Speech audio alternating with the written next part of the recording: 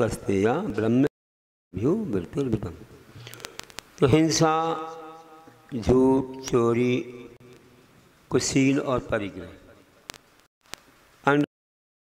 झूठ है, हिंसा पे सब जानते हैं, और स्त्री मतलब चोरी, अब्रह्म कुशील और परिग्रह, इनसे वृत्ति छूटना या इनको छोड़ना, त्याग करना, बुद्धिपूर्वक इनका त्याग करते हैं तो उसका नाम व्रत है।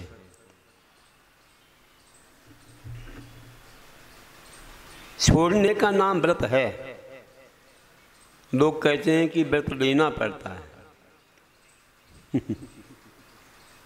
यहाँ करने छोड़ने का नाम व्रत है। देखो अब परिभाषा आचार्यों की, वृत्तिर्वृतम, परिभाषा यही है। व्रत की परिभाषा वृत्ति व्रतम, छोड़ना व्रत है। क्या छोड़ना? अवगुणों को छोड़ना, तो आपके पास गुण आएंगे। व्रत लेना पड़ता है मतलब क्या हुआ? पापों को छोड़ना पड़ता है, अवगुणों को छोड़ना पड़ता है, ये है व्रत। ब्रह्मचर्य व्रत ले दिया मतलब ब्रह्म का त्याग कर दिया, ये है व्रत की सही परिभाषा। तो छोड़ना ही है। क्या छोड़ना? जो आप ले रहे हो ना, उससे विपरीत चीज को छोड़ना है। ये यही सीधा बोला, वृत्ति ही व्रतम। वृत्ति मतलब इससे व्रत होना, छोड़ना। त्यागी वृत्ति बोलते हैं, त्यागी वृत्ति त्याग करने वाले वृत्ति कहलाते हैं। तो ये अर्थ नहीं समझना कि कोई अच्छी चीज को छोड़ रहा है। बुरी को छोड़ेगा तो गुण उत्पन्न होंगे। जैसे अपन बोलते हैं अष्टमूल गुणों का ग्रहण करते हैं। अष्टमूल गुण में क्या है? कुछ नई चीज कुछ भी नहीं है। मद मधु मांस का त्याग, या पहले हिंसा, झूठ, चोरी, कुशील, परिग्रह और मद मधु मांस, इन 8 का त्याग करना ही अष्टमूल गुणों का धारण करना है। आया समझ में? चलो फिर भी आप बोलो 5 व्रत तो ले रहे हैं ना, अहिंसा आदि, अब 3 क्या ले रहे हैं आप? 3 में तो छोड़ना ही छोड़ना हो रहा है। अष्टमूल गुण आएंगे तो 5 पापों के त्याग करने से और 3 मकार के त्याग करने से अष्टमूल गुण उत्पन्न होंगे। ये है। तो बुरी बातों का त्याग और अच्छी बातों का ग्रहण अपने आप हो जाता है। जब बुरी छोड़ेंगे तो अच्छी बात अपने आप आ जाएगी।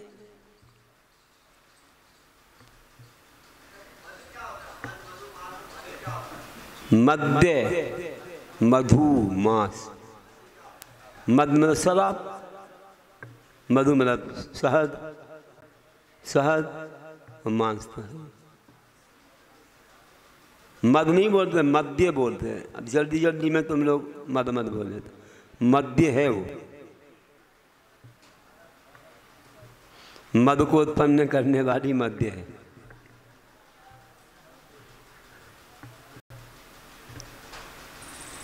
हाँ, आगे कहते हैं व्रत के भेद। देश सर्वतोणु महती। व्रत के 2 भेद हैं, अनुव्रत और महाव्रत। तो देश सर्वतः, देश रूप से वृत्ति होना अनुव्रत है, और सर्वरूप से वृत्ति होना महाव्रत है। ऊपर से संबंध है इसका। महती मतलब महाव्रत। हिंसादि 5 पापों का एक देश त्याग करने को अनुव्रत कहते हैं, और 5 पापों का सर्वदेश पूरे रूप से त्याग कर देना महाव्रत कहलाता है। एक देश मतलब जैसे 2 प्रकार की हिंसा है, त्रस हिंसा और स्थावर हिंसा। तो त्रस हिंसा का त्याग करना 9 कोटियों से, तो वह हो गया अनुव्रत, अनुरूप से छोड़ा तुमने। स्थावर का त्याग नहीं किया, इसलिए महाव्रत नहीं हुए। ऐसा वैसे ही पूरे रूप से असत्य नहीं छोड़ा, किसी की हिंसा ना हो जाए ऐसा असत्य छोड़ा, अनर्थ ना घट जाए, राजदंड ना मिल जाए, उतना असत्य छोड़ा। और जितना असत्य घर में थोड़ा बहुत बोल देते हैं लोग, लेकिन वैसे अन्याय नीति रूप नहीं बोलते, नहीं तो दंड मिलेगा। घर में क्या बोलते हैं हमें नहीं मालूम, कुछ बोलते तो है तुम लोग। बच्चे को सर्दी हो गई तो बोले लड्डू खत्म, ऐसा तो बोल दिया है ना।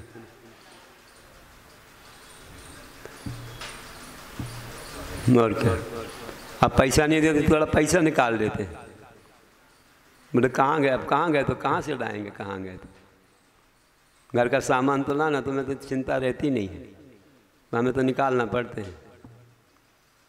अच्छे के लिए नहीं कि भाई पूछे तो बता भी देते हैं। अब एक दूसरे की बस्ती उठाना करना करते रहते हैं, कहाँ पूछते हैं किसी से, जबकि बिना पूछे किसी की वस्तु नहीं लेना चाहिए। लेकिन घरों में एक ही घर है, उसमें पाबंदी नहीं है, एक दूसरे को उठा रहे हैं, कर रहे हैं, रख रहे हैं, तो उतना होता है, उसको चोरी नहीं माना गया, क्योंकि उसमें किसी को पाबंदी नहीं है। यहाँ कर सकते हैं, अलाउ है, लेकिन है तो दूसरे की, कभी किसी को कष्ट हो भी सकता। अगर वह बुरी भावना रखता है तो क्षण क्षण में झगड़ा है, और बुरी भावना नहीं है तो कोई झगड़ा नहीं है, ठीक है, होता, उनने उपयोग किया, अपन उनकी कर देंगे, चलता रहता है। नहीं तो एक एक बात में बिना पूछे नहीं ले सकते आप, तो इतना उसका अनुरूप से है। मुनिराज तो कुछ लेते ही नहीं अपने उपकरणों के अलावा, किसी की छूते नहीं बचते। किसी महाराज का कमंडल भी लेना हो तो पूछ के देंगे, या अचानक लेना पड़ा तो बाद में बताएंगे, क्षमा मांगे, है ना। बड़े लोग हैं तो जता देंगे, कम से कम इतना तो करेंगे। तो ऐसे करके ये सब, किसी की पुस्तक भी लेना हो तो पूछ करके लेना पड़ती है। किसी को चिंता हो जाए कहाँ गई, किसने ले ली, तो एकदम व्यक्ति को थोड़ा बुरा लगता है, या मानो चिंता हो जाती ना, तो वो ना लगे, उसको कष्ट ना हो करके पूछना चाहिए। बिना पूछे ले ली और फिर बाद में वो ढूंढ पा रहा, तो थोड़ा संक्लेश होता कि नहीं होता है। इसलिए इतना लोग नहीं कर पाते हैं अपने घरों में, वो चलता रहता थोड़ा।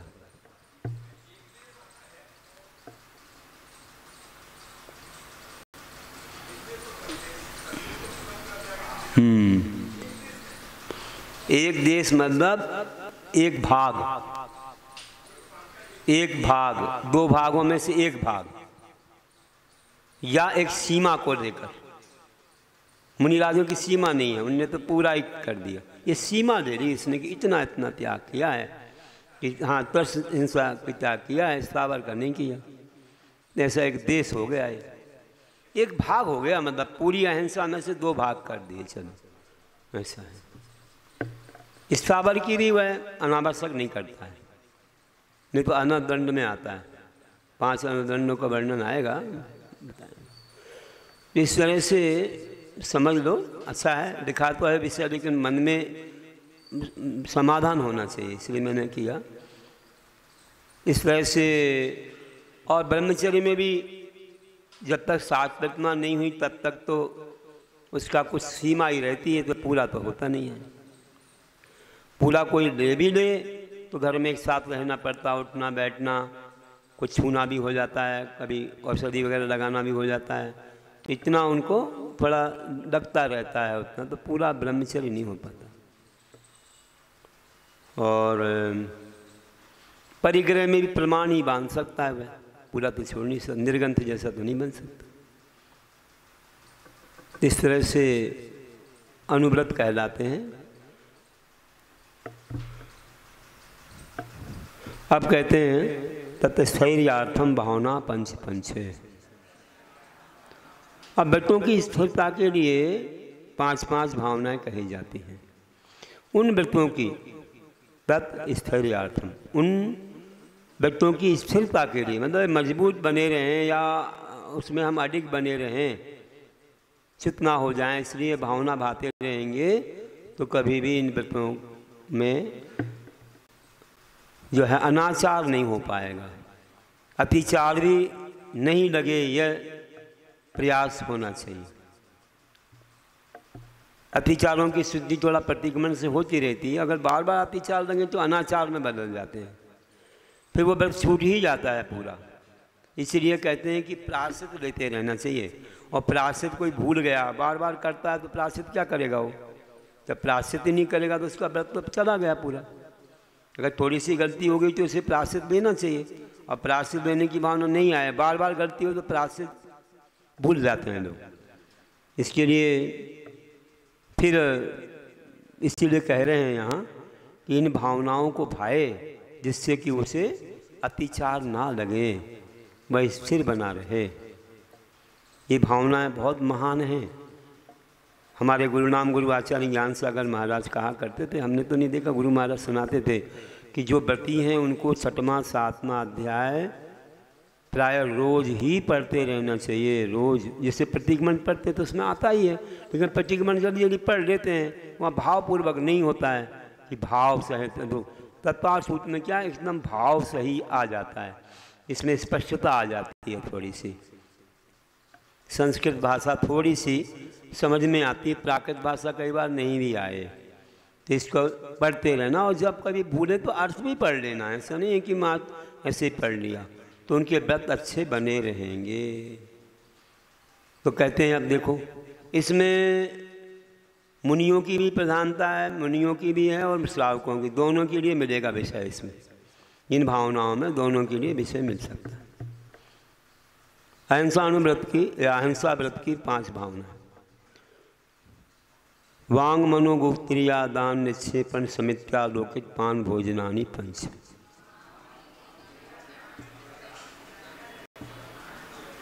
हाँ देखो, वांग मनो इन दोनों के साथ गुप्ती शब्द लगाना है, फिर 2 के साथ समिति भी लगाना है। तो वांग गुप्ती, मनोगुप्ती, ईर्या समिति, आदान निक्षेपण समिति, ये 4, और आलोकित पान भोजन, इस प्रकार ये 5 अनुव्रत या अहिंसा व्रत की भावना है। अहिंसा व्रत की बोलना चाहिए, अनुव्रत ना बोले, अहिंसा व्रत की भावना है, क्योंकि मुनियों के लिए ये गुप्तियाँ समितियाँ मुख्य रहती हैं। तो वांग गुप्ती वचन की प्रवृत्ति का रोकना, ज़्यादा बोलेंगे तो हिंसा होगी, कुछ ना कुछ गलत निकलेगा, इसलिए मौन की साधना रखनी चाहिए। मनोगुप्ती मन की प्रवृत्ति को रोकना, मन बेफालतू मत छोड़ो कि बैठ गए ऐसे कोई काम धाम नहीं है तो बुरे चिंतन आएंगे, तो उसको कुछ ना कुछ देते रहो, नमोकार पढ़ते रहो, हम सिद्ध करते रहो, कुछ भावना भाते रहो, कुछ ना गुनगुनाते रहो, कहीं ना कहीं मन को लगाए रखो, नहीं तो मन तो बंदर है, उछल कूद मचाएगा। बच्चा है तो कुछ नहीं दोगे तो क्या करेगा, हमने कितने बार बताया, क्या करेगा, तुम्हारे नाक कान पकड़ेगा, और खिलौना दे दो फिर रमा रहेगा। तो मन को कुछ ना कुछ देना पड़ेगा, आप नहीं देंगे तो निश्चित पाप में जाएगा, क्योंकि अनादिकालीन संस्कार है। इसलिए कुछ ना कुछ चलता रहे सुबह से शाम तक। अब आप लोगों को पुस्तकों की व्यवस्था बना दी, उपकरणों की व्यवस्था, पूजा के बर्तन हैं, ये मंडल है, ये सब पूरे अच्छा यहाँ बनाया है, आपको बैठने उठने सब देखने, आपका मन लगा रहे। अभी मन नहीं लगेगा नहीं तो ये सारी चीज़ें ना मिले, बोले मंदिर में क्या करना, महाराज जैसे तो नहीं बैठ जाएंगे, अपने हैबिचुअल तो है नहीं कि हम बहुत ज़्यादा परिपक्व हो गए कि जाके ध्यान लगा लें। गृहस्थों का ध्यान इतनी जल्दी लगता नहीं है, क्योंकि उनका परिग्रह से बहुत संबंध है, बहुत रिश्तेदारियाँ, बहुत संबंध, दुकान मकान, बहुत संबंध है। मंदिर में बिना किसी के तो भाई ज़्यादा बैठ ही नहीं पाएंगे। महाराज जी के पास आएंगे, दर्शन करके बाहर हो जाएंगे, क्या करें महाराज। अब जब हमने कुछ शास्त्र नहीं पढ़ा तो क्या चर्चा करें, बाल बच्चों की चर्चा तो करेंगे नहीं, दुकानदारी की तो करेंगे नहीं महाराज ऐसे। अब जो महाराज उसमें उलझ जाए तो महाराज जी गए फिर, अब क्या करें। तो महाराज लोग तो जो है कुछ ना कुछ आपको अच्छी बात बताते हैं। आपको ज्ञान तो होना चाहिए पहले। मंदिर में भी आओगे तो भगवान के सामने क्या करोगे? जाप दे दोगे, कितना करोगे? ज़्यादा देर मन नहीं लगेगा। इसलिए पूजा करो, स्वाध्याय करो, कोई स्तोत्र वगैरह पढ़ो, तो मंदिर में आपका मन लगेगा, नहीं तो भाग जाएगा बाहर। इसलिए साधु लोग आपको उपदेश देते हैं, भैया ऐसे कुछ करते रहो दान धर्म, जिससे धर्म के उपकरण बढ़ते रहें, लोगों का मन लगा रहे। घरों में भी आप लोग शास्त्र रखते हो, फोटो वगैरह लगा के रखते हो। ये जो शास्त्र और फोटो वगैरह क्यों लगाते हो? कि कम से कम ये पापों को छोड़ के हमारा मन वहाँ चला जाए, उसमें हमारा मन रमेगा तो पापों से हम बच जाएंगे। इसके लिए सारी चीज़ें हैं, तो एक होना चाहिए। इन चीज़ों को जो सहयोग देते हैं उनको भी पुण्य मिलता है। तो किसी के लिए अगर धर्म ध्यान में सहयोगी बन गए तो पुण्य अपन को मिलेगा। तो मन गुप्ती भी रखना। मन गुप्ती का पूरा मन को रोक कोई नहीं सकता है, धर्म में लगाना मन गुप्ती है। ईर्या समिति, चलते समय दिन में धर्म कार्य के लिए 4 हाथ भूमि देखकर चलते हैं ना, ईर्या समिति है। देखभाल के चलना मतलब, अगर देखेंगे नहीं तो हिंसा होगी। और आदान निक्षेपण समिति, वस्तु को रखते उठाते समय जीव रक्षा का ध्यान रखना। और आलोकित पान भोजन, आलोक मतलब सूर्य प्रकाश होता है, सूर्य प्रकाश में भोजन और पान करना चाहिए। और कहते हैं कि 72 मिनट 3 घटी का प्रमाण, समय हो जाए तब भोजन शुरू करना, और शाम को 3 घटी का प्रमाण समय रहे सूर्यास्त से पहले भोजन पूरा कर देना पूर्ण, फिर नहीं भोजन करना। क्योंकि जीवों की उत्पत्ति का समय सुबह उनको नष्ट होने में या दूर भागने में ऐसा समय लगता है, और शाम को उत्पत्ति प्रारंभ हो जाती है। इसलिए ऐसा बोले 72 मिनट का समय, सुबह और शाम दोनों, सूर्य के उदय या अस्त के देखना। तो इस प्रकार से बोला है, सुबह सूर्य उदय के बाद और शाम को सूर्यास्त के पहले 72 मिनट खाली रखना चाहिए। और आगे कहते हैं सत्यव्रत की 5 भावना, क्रोध लोभ भीरुत्व हास्य प्रत्याख्यानी वीची भाषणम से 5। हाँ, प्रत्याख्यान मतलब त्याग होता है। तो क्रोध का त्याग, लोभ का त्याग, भय का त्याग और हास्य का त्याग, ये 4 तो त्याग हो गए। और एक अनवीची भाषण, शास्त्र के अनुकूल बोलना, इसका त्याग नहीं है, ये बोलना है आपको। तो 4 का त्याग करना और 1 का ऐसा पालन करना। क्रोध की वजह से भी असत्य निकलता। अभी उदाहरण सुनाए थे ना अपन ने, सुने ना, सत्य धर्म पर क्रोध करने से कैसे राजा बसु का सुना, झूठ निकल जाता है। लोभ से भी सुना था अपन ने, है ना, एक बच्चे का सुना था, अपने दूसरे के बच्चे को अपना बोल दिया। भय का भी एक श्रीबंधक का सुना था, जिसने कहा 4 रिद्धि महाराज हमने नहीं देखे, देखने पर भी झूठ बोला, आंखें चली गई उसकी। हास्य का त्याग कहा था, कैसे लड़ गए 2 लोग, हमारा खेत हमारी भैंस, सुनाया था। तो ऐसे हंसी मजाक में भी लड़ाई झगड़े। और अनवीची भाषण, तो शास्त्र के अनुकूल तिरभर मछली मनमर मछली वाला सुनाया था। तो ऐसे 5 जो हैं भाव हमें रखना चाहिए कि क्रोध का त्याग हो, लोभ का त्याग हो, भय का, हास्य का त्याग और अनवीची भाषण, शास्त्र के अनुकूल वचन हो, तो सत्य का अच्छे से पालन हो सकता है। अब ये क्रोध आदि कभी संस्कार बस आ जाते हैं, लेकिन अपनी अपनी भूमिका के अनुरूप आते हैं। मिथ्या दृष्टि को तो सब प्रकार के हैं, लेकिन सम्यक दृष्टि बन गया तो अनंत अनुबंधी संबंधी नहीं आएंगे, है ना। व्रती बन गया तो आप प्रत्याख्यान नहीं आएंगे, महाव्रती बन गया प्रत्याख्यान नहीं आएंगे। अब संजनन रहेगा तो थोड़ी देर धर्म के लिए आएगा कि वही ऐसी गलती कर रहा है, धर्म का नाश हो रहा है, थोड़ा सा बोलने का, नहीं वैसा क्रोध नहीं आएगा कि किसी की हिंसा कर दो आदि आदि, वैसा भाव नहीं आ सकता है। इस प्रकार से नहीं तो गुणस्वान गिर जाएगा, ऐसे होता। और शास्त्र में जो कहा है भाषा समिति से बोलते हैं गुरु लोग, और आप लोगों को भी ये लग जाएगा कि आपको भी ये सभी चीज़ें अपने भूमिका के अनुरूप करना चाहिए और शास्त्र के बिना कभी भी किसी को धर्म का कार्य ऐसे नहीं बताना कि कोई गलत समर्थन हो जाए। अब आगे अचौरव्रत की 5 भावना। शून्यागार विमोचितावास परो परोदाकरण भैक्ष शुद्धि सधर्मा विसंवादा 5।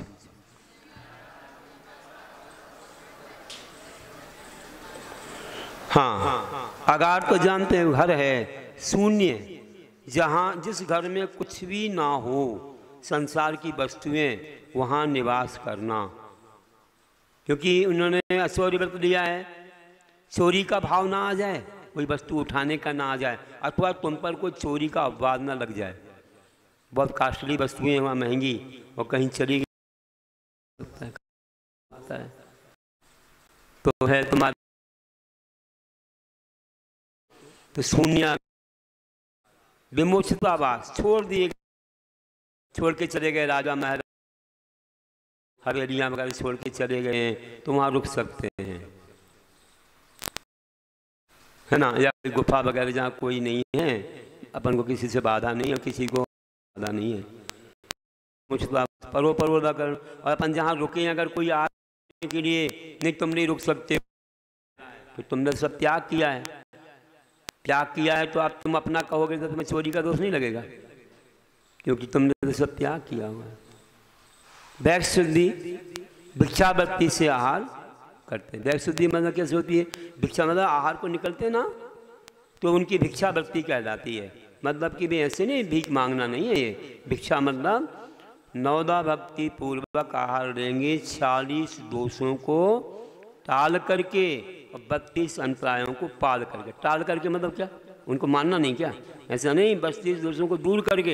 ये दोष नहीं होना चाहिए, 32 दोष नहीं होना चाहिए कि भाई जैसे उद्देश्य आहार नहीं करेंगे, कि कोई निमंत्रण देगा तो नहीं करेंगे, वहाँ आहार को नहीं जाएंगे। ऐसे कई हैं, कोई हमारे सामने प्रासो करने लग जाए, और भी कोई मांस, और भी कई ऐसे नौकर चाकरों से बनवाने लग जाए, आदि आदि बहुत सारे हैं।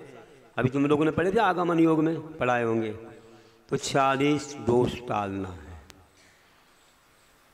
कभी नहीं कहेंगे हमको ये बना दो, हम तुम्हारे आज आहार को आ जाएंगे, आज हम तुम्हारे यहाँ आएंगे, ऐसे नहीं बोलेंगे महाराज। बोल ही नहीं सकते, बोल दिया तो महादोष हो गया महाराज को, है ना।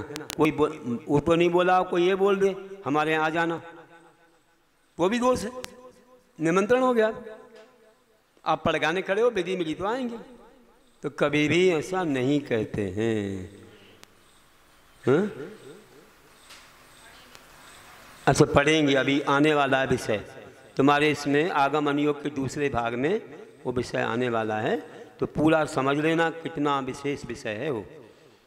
मूलाचार और सभी जगह कहा जाता है वो, कई श्रावकाचारों में भी वर्णन है। तो देखिए कि ऐसा, और 32 अंतराय, बाल जीव आदि आते हैं ना, तो इनमें भी अंतराय, मांस दर्शन वगैरह, कोई भी ये चूहे वगैरह पड़े रहते कई जगह, चूहा या कोई भी कहीं मरा पड़ा है, कोई सर्प वगैरह, मेंढक वगैरह, तो ध्यान रखना चाहिए। सुन रहे अच्छे से कि नहीं सुन रहे?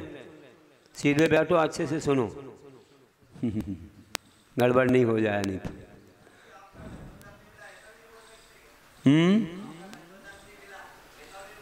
सीधा ही बोल दो कि आपके आहार हमारे घर में नहीं हुए। क्यों नहीं बोल रहे? गंधोदक तो यहाँ कहीं भी मिल सकता है, पात प्रक्षाल करा लो घर के सामने, हो गया गंधोदक। और क्या है? ये तो कुछ अलग ही भाषा है, हमें समझ में नहीं आती क्या बोल रहे हैं इधर। वैसे समझने को तो सीधा सीधा समझ में आ रहा है। अरे ऐसे क्यों इतना, वो सब ठीक नहीं है, बनावटी बात है। क्या घुमा फिरा के मत बोलो, सीधा बोलो महाराज जी इतने दिन हो गए आपकी विधि हमारे यहाँ नहीं मिल पा रही है, ऐसा बोलो ना। गंधोदक नहीं मिल रहा तो महाराज कहें लाओ लोटा करो। तो घुमा फिरा के क्यों बोलते हो? अरे सीधा सीधा बोलो ना कि भाई बहुत दिन हो गए हम इतनी विधि में ला रहे हैं, और हमारा क्या सौभाग्य नहीं जग रहा कि आपकी विधि नहीं मिल रही, आपकी नवदा भक्ति करने का हमें सौभाग्य नहीं मिल रहा। गंधोदक मात क्यों बोल रहे हो? गंधोदक तो यही मिल जाएगा। नवदा भक्ति का लाभ नहीं मिल पा रहा है ऐसा बोल, लेकिन तो ऐसा बोलते नहीं है सीधे कल गंधोदक मिल जाए, महाराज जी चौका लगा लो गंधोदक, ऐसा ये ठीक नहीं है ऐसा बोलना, निमंत्रण देना जैसा हो जाता है। गंधोदक मिल जाना आपका, ऐसा क्यों बोल रहे हैं? वो तो मिलेगा ही जब तुम खड़े होगे, और अगर उनकी विधि मिली तो मिल ही जाएगा। लेकिन वैसा बोलना उतना अच्छा, ये चल रही है अभी परिपाटी, लेकिन ये उत्तम नहीं है, अच्छी नहीं है। सीधी बात है कि अब चौका लगने वाला है, ये भी कहो तो भी थोड़ा उतना ठीक तो नहीं है, क्योंकि आपको हमेशा ही शुद्ध भोजन करना चाहिए। अब किसको लगने वाला, क्या हमको लगा रहे हो आप चौका? तो कहना ठीक नहीं है, सीधी बात कहना ठीक नहीं है। लगने के बाद कहना ठीक है। क्या कहना ठीक है? निमंत्रण नहीं, ऐसा कहना ठीक है कि महाराज जी चौका चल रहा है, अभी नवदा भक्ति का दाब हमारा पुण्य नहीं जग पा रहा है, ऐसा बोलो। आपके को लगाना तो फिर महाराज जी के लिए करना है क्या?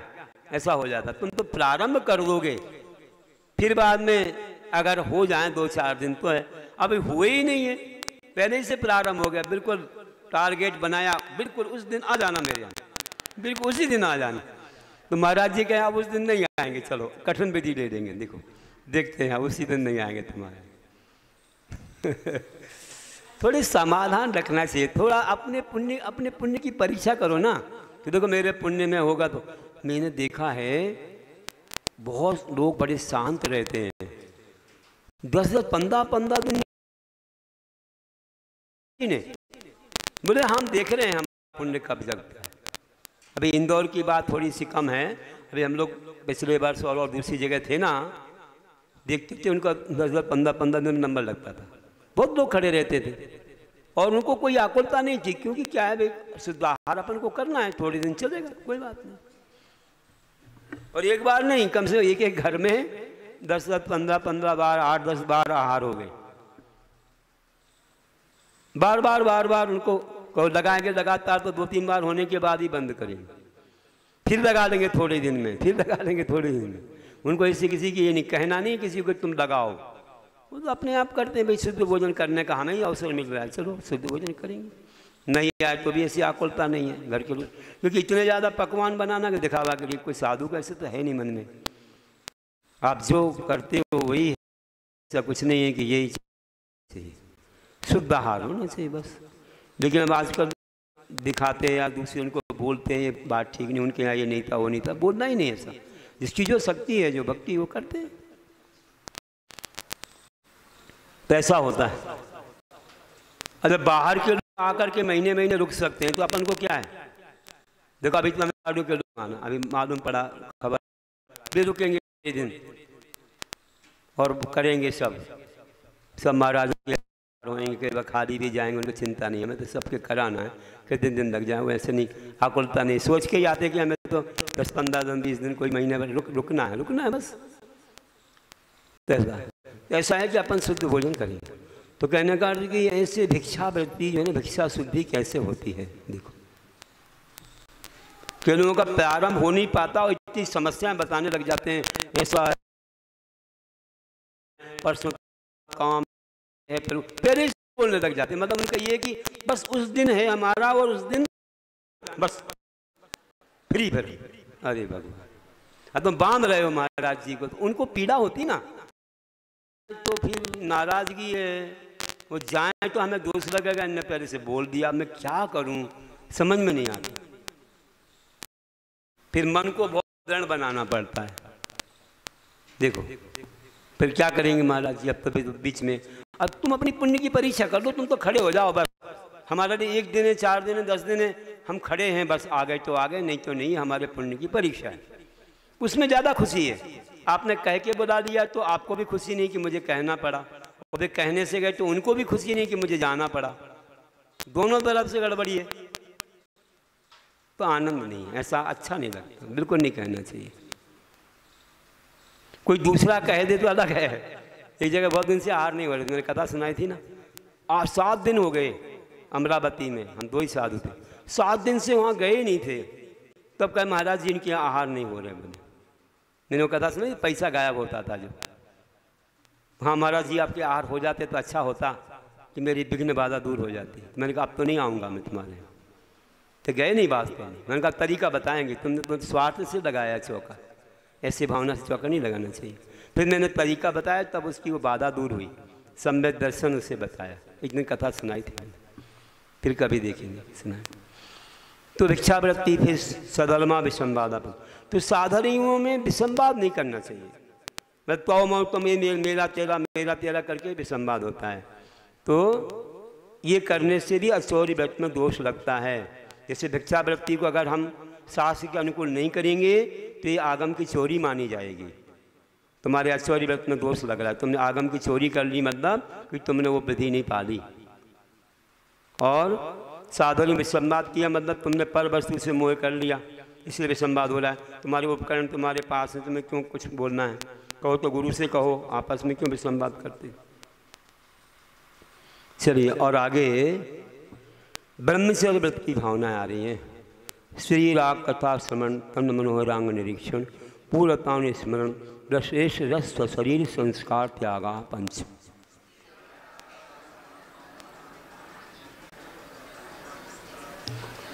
हाँ, स्त्री राग कथा श्रवण, त्याग, त्याग शब्द स्वयं में लगा देना। देखो स्त्री राग कथा श्रवण त्याग, स्त्रियों की, पुरुषों की अपेक्षा स्त्रियों की राग पूर्वक कथाओं को सुनने का त्याग। और महिलाएं होंगी तो पुरुष संबंधी राग पूर्वक कथाओं को सुनने का त्याग, इसे लगा देना। तन मनोहरांग निरीक्षण त्याग, उनके मनोहर अंगों को देखने का त्याग। ऐसे दिख जाना एक अलग सा अच्छे रूप में है। वैसे भी लोग ऐसी जगह नहीं जाते हैं कि जहाँ वे लोग ठीक से बैठे नहीं हैं।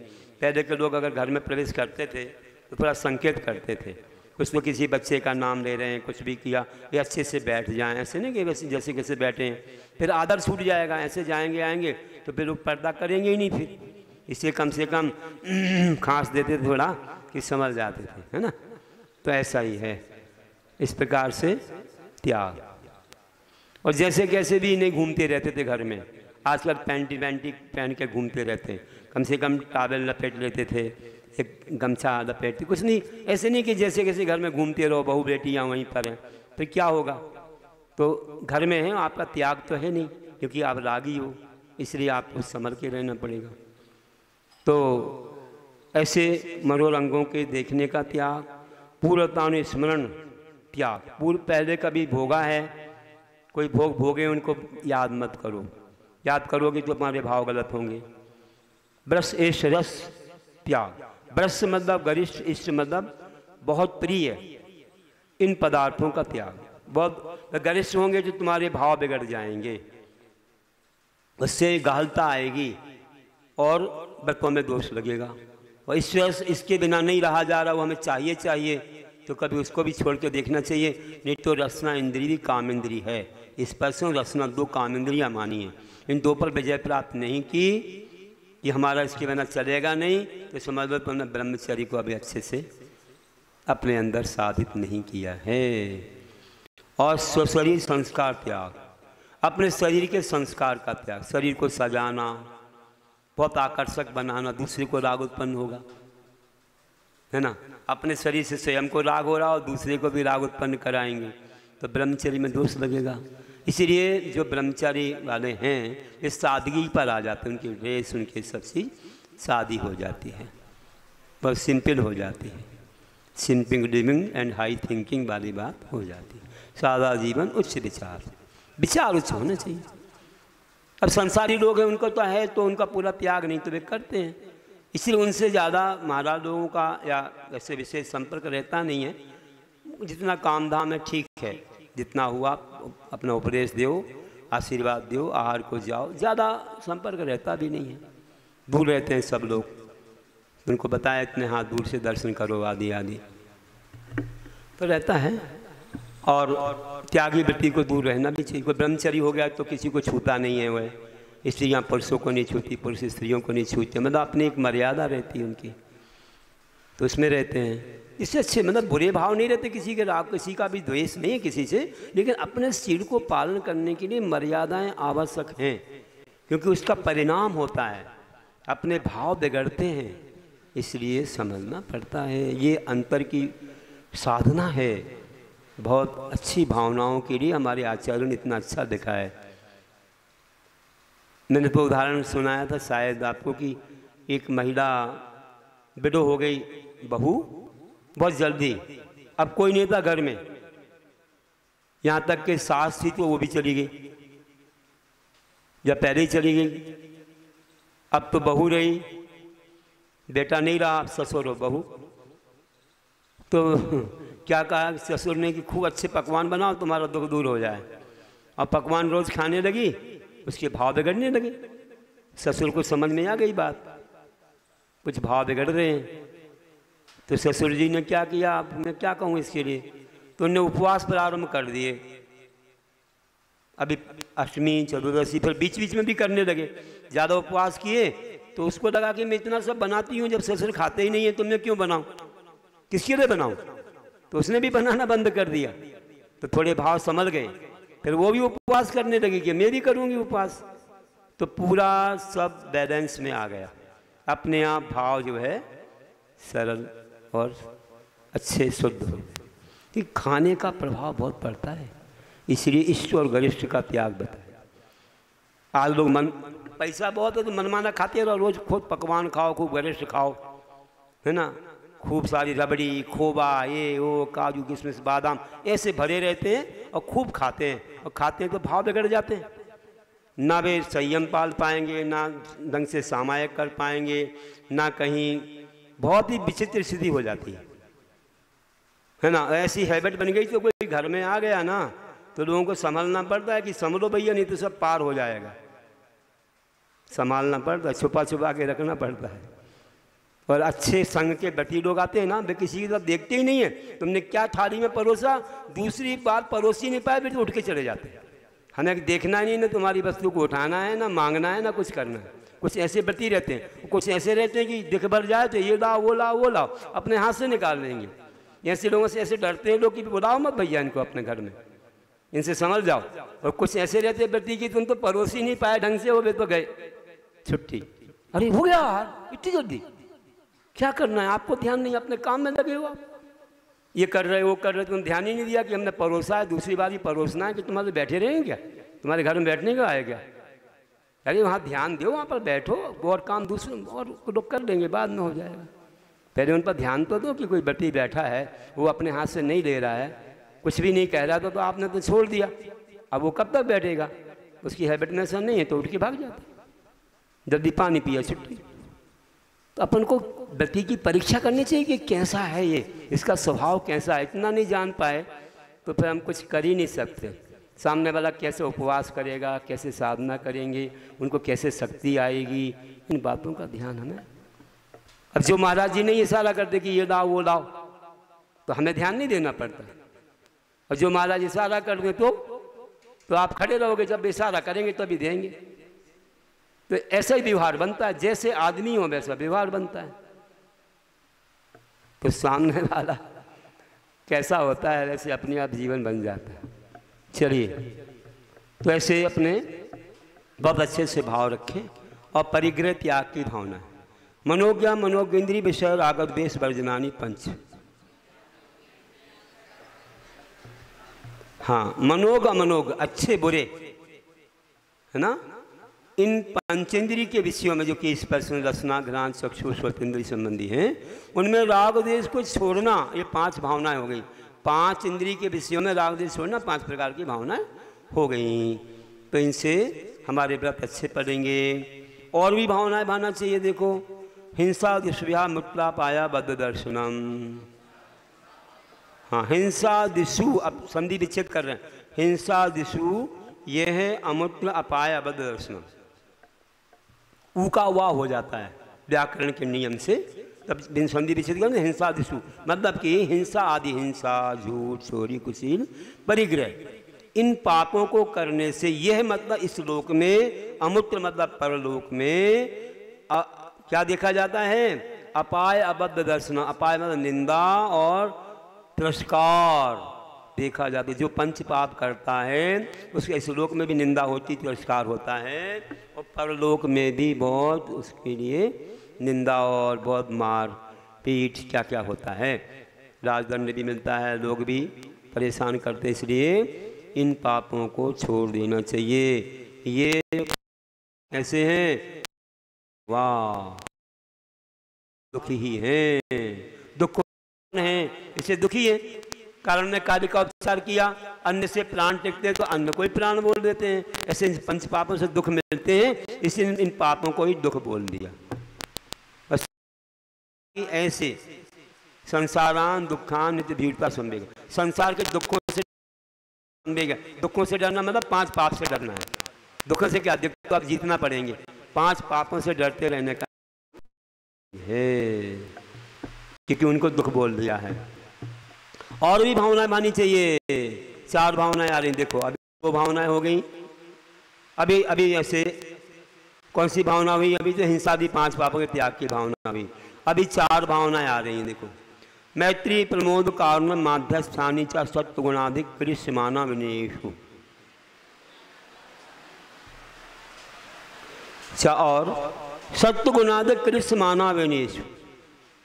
सत्व मतलब जीव, गुणाधिक गुणों में अधिक, और कृष्यमान मतलब दुखी, और अविनीयेषु मतलब जो विपरीत व्यक्ति वाले हैं उनमें क्रम से मैत्री और क्या प्रमोद मतलब हर्ष, करुणा, करुणा, और माध्यस्थ मतलब बीच की अवस्था है, ना अच्छा ना बुरा। तो सब जीवों में मैत्री, मैं सत्वेषु मैत्रीम, और गुणियों में प्रमोद, गुणेषु प्रमोदम, और जो दुखी है उनमें कृष्येषु जीवेषु कृपा परत्वम, करुणा भाव, और जो अभिनय जो मतलब उनको विनय नहीं है और कुछ बोलने गए तो झगड़ा भी करते हैं, तो ऐसे लोगों के प्रति क्या भाव, माध्यस्थ। तो माध्यस्थ भावम विपरीत वृत्त, तो सत्येषु मैत्रीम गुणेषु प्रमोदम कृष्येषु जीवेषु कृपा परत्वम माध्यस्थ भावम विपरीत वृत्त सदा ममात्मा विदधातु देवे। हमारे सामान्य पाठ में आता है ऐसा, द्वादश शतिका में आता है। तो ऐसे रखने से कभी लड़ाई झगड़े नहीं होंगे और हम अच्छे धर्म से चलेंगे। सब जीवों में मैत्री भाव, कोई हमारे लिए बुरा नहीं है, कोई ऐसा नहीं है, सबके प्रति हमारी मित्रता है, कोई बैर नहीं, राग देश नहीं, एक इंद्रिय से संगी पंचेंद्रिय, सब लोग बहुत अच्छे से रहें, सब सुखी रहें सब जीव जगत। गुणी दिख गए तो प्रमोद भाव, कोई अच्छे व्रत वाले हैं, अच्छे न्याय नीति से चलते हैं, उनको देख करके प्रसन्न हो जाना, और जो दुखी हैं उनको देख करके हंसना नहीं है, बल्कि हे भगवान इनका दुख कब दूर हो जाए, कब दूर हो जाए, इनको साता सुख मिल जाए, ऐसे भावना। और विपरीत व्यक्ति वाले हैं तो उनको ना अच्छा कहो ना बुरा, अच्छा कहोगे तो सुनना नहीं है, बुरा कहो तो झगड़ा करना है, तो ऐसे लोगों से दूर रहो। जैसे गाय भैंस नहीं रहते वे सींग मार दें तो वे 6 हाथ दूर से निकलो, बोले तो 6 हाथ दूर से निकल जाओ, नहीं तो सींग मारें अभी वे देखते ही रहते, कोई ना कोई मिल जाए पॉइंट, हम झगड़ा खुद शुरू करें। इसलिए भैया देखने से ही बुरा लगे तो देखो ही मत उनको, देखा और उन्होंने बस हमें क्यों देख रहे हो, तो हमें मेरे देखने, कोई तुम्हें दूसरा नहीं है क्या, क्यों देख रहे हो हमारे लिए, कुछ हमें विशेषता है क्या। अब देखो देखने से ही झगड़ा हो गया, तो देखो ही मत भैया, दूर से निकल जाओ। ऐसे संसार में कई विचित्र आत्माएं हैं। अब आगे 2 भावना, जगत काय स्वभाव हुआ संवेग वैराग्यार्थम, संवेग वैराग्यार्थम, संसार से भय और वैराग्य के लिए किसकी भावना बना, क्रम से शरीर के स्वभाव या कैसे संसार के स्वरूप और शरीर के स्वभाव का चिंतन करना चाहिए। जगत काय, जगत मतलब संसार, और लोक मतलब, और काय मतलब शरीर, इनके स्वभाव का चिंतन किस लिए करना, संवेग वैराग्य के लिए। आप संसार का पूरा चिंतन करोगे, कहाँ कौन से जीव हैं, कैसे दुख सुख सह रहे हैं, तो आपको क्या होगा, संवेग होगा, भय लगेगा, ये भगवान ऐसे नरकों के दुख हैं, ऐसे त्रियंश के दुख हैं। जैसे शैडाला के पैरी ढाल पड़ते हैं ना, हम लोग बचपन में पढ़ते तो हमें आंसू आ जाते थे, और इतना दुख है संसार में, इतना दुख, हमें नहीं फंसना संसार में, बहुत दुख है संसार में। तो ऐसे संदेह होता है। और वैराग के शरीर में नौवल द्वार बहते रहते हैं, मांस मज्जा हड्डी सब इसमें भरी हुई है, मलमूत्र आदि। हे भगवान, इसको क्या इससे राग करना, क्या इसको सजाना, ये तो एक थैली ऐसी सुंदर दिख रही है, अंदर तो क्या भरा है। तो ऐसा भाव आता है, तो फिर उससे वैराग हो जाता है। ये दो भावनाएं भी भाना चाहिए। तो कहा था कि कोई लोगों को देखो तो द्वेष होता है ना, विपरीत भक्ति वालों को। और कोई कहते हैं हमें देखो हमें देखो हमें देखो बोलते हैं, बताओ उनको ज़्यादा राग हो जाता है। तो क्या देखना है भैया, आत्मा को देखना है। फिर कहते हैं हिंसा पाप का लक्षण क्या है, प्रमत्त योगा प्राणम विप्रोपणम हिंसा। प्रमाद योग से मतलब अयत्नाचार पूर्वक ब्रह्मचर्य निकाय की प्रवृत्ति से क्या होता है, प्राण विप्रोपणम, प्राणों का वियोग करना, 10 प्राणों का नाश करना, सो हिंसा कहलाती है। ये हिंसा है। लेकिन प्रमाद योग से बोला, हमें प्रमाद नहीं, हम देखकर चल रहे हैं, वो कोई जीव मर गया तो हिंसा का पाप नहीं। और हम देखकर नहीं चल रहे फिर भी ना मरे, और फिर तो प्रमाद है ना तुम्हारा, तो दोष लगेगा। तो देख कर नहीं चल रहे हो, मर नहीं रहा, लेकिन दोष तो लग रहा है।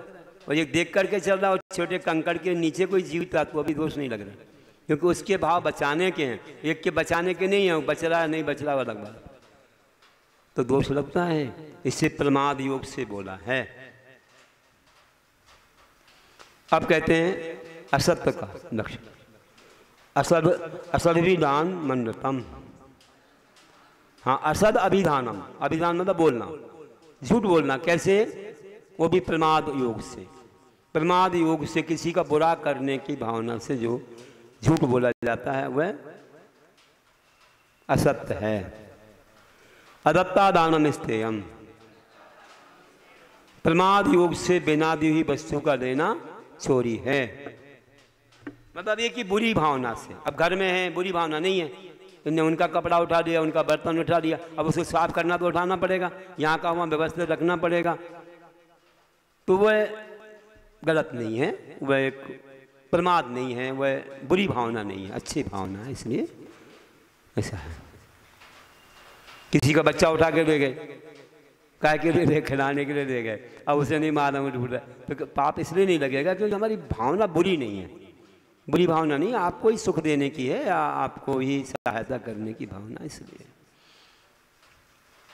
मैथुन अब्रह्म, हाँ, मैथुन को अब्रह्म कुशील कहते हैं। मूर्छा परिग्रह, मूर्छा, मूर्छा क्या है, मूर्छनम, परि आसमंतात गृहणाति की परिग्रह, परिभाषा, परि चारों ओर से जो ग्रहण करते हैं, मूर्छा। जैसे कि आप एक जल में गरम कोई भी कटोरी या कोई भी चीज़ डालो तो वह कैसे पानी को अंदर खींच लेता है। इतना बड़ा बर्तन हो कि पूरा पानी उसमें आ जाए, भगोनी वगैरह, तो पूरा गरम डालो तो पूरा पानी उसके अंदर आ जाता है। ऐसा मूर्छा, परिग्रह के प्रति लालसा की और आ जाए और आ जाए और आ जाए, तो ये है परिग्रह का लक्षण, मूर्छा परिग्रह। ऐसी मूर्छा साधुओं को, किसी को नहीं रहती। वे तो ये सोचते हैं कि बस अपने उपकरण हैं, अपनी वस्तुएं हैं जो धर्म काम में आती हैं, ऐसा रहता है। उनको कोई ऐसे परिग्रह की आशा नहीं रहती संसार की चीज़ों की। और निसल्लो व्यक्ति, व्यक्ति निसल्ल होता है, मतलब माया मिथ्या और निदान 3 सल्लें होती हैं, तो ना तो मिथ्या तो करता है, ना मायाचार करता है अपने व्रतादि के क्षेत्र में, और ना ही क्या करता है, निदान करता है कि भावी बहुओं की आकांक्षा, मैं ऐसे व्रतों को पाल रहा हूँ तो मुझे स्वर्ग मिल जाए, मुझे राजा की पर्याय, मुझे सेठ का वैभव मिल जाए, ऐसी कोई भी चाहना नहीं करता। अगर करेगा तो वो व्रती नहीं है, निसल्ल होना चाहिए। सरागी आदि की पूजा ना करे, एकांत आदि मिथ्यात्व ना करे, अपने व्रतादि को छुपाए नहीं, अपना चार्य अच्छे से पाले, अपने कोई भी दोषों को, कोई भी प्रायश्चित आदि को छुपाए नहीं अपराधों को, तो समझ लेना चाहिए कि वह व्रती है, नहीं तो व्रती नहीं है। अगारी नगा क्या बोला?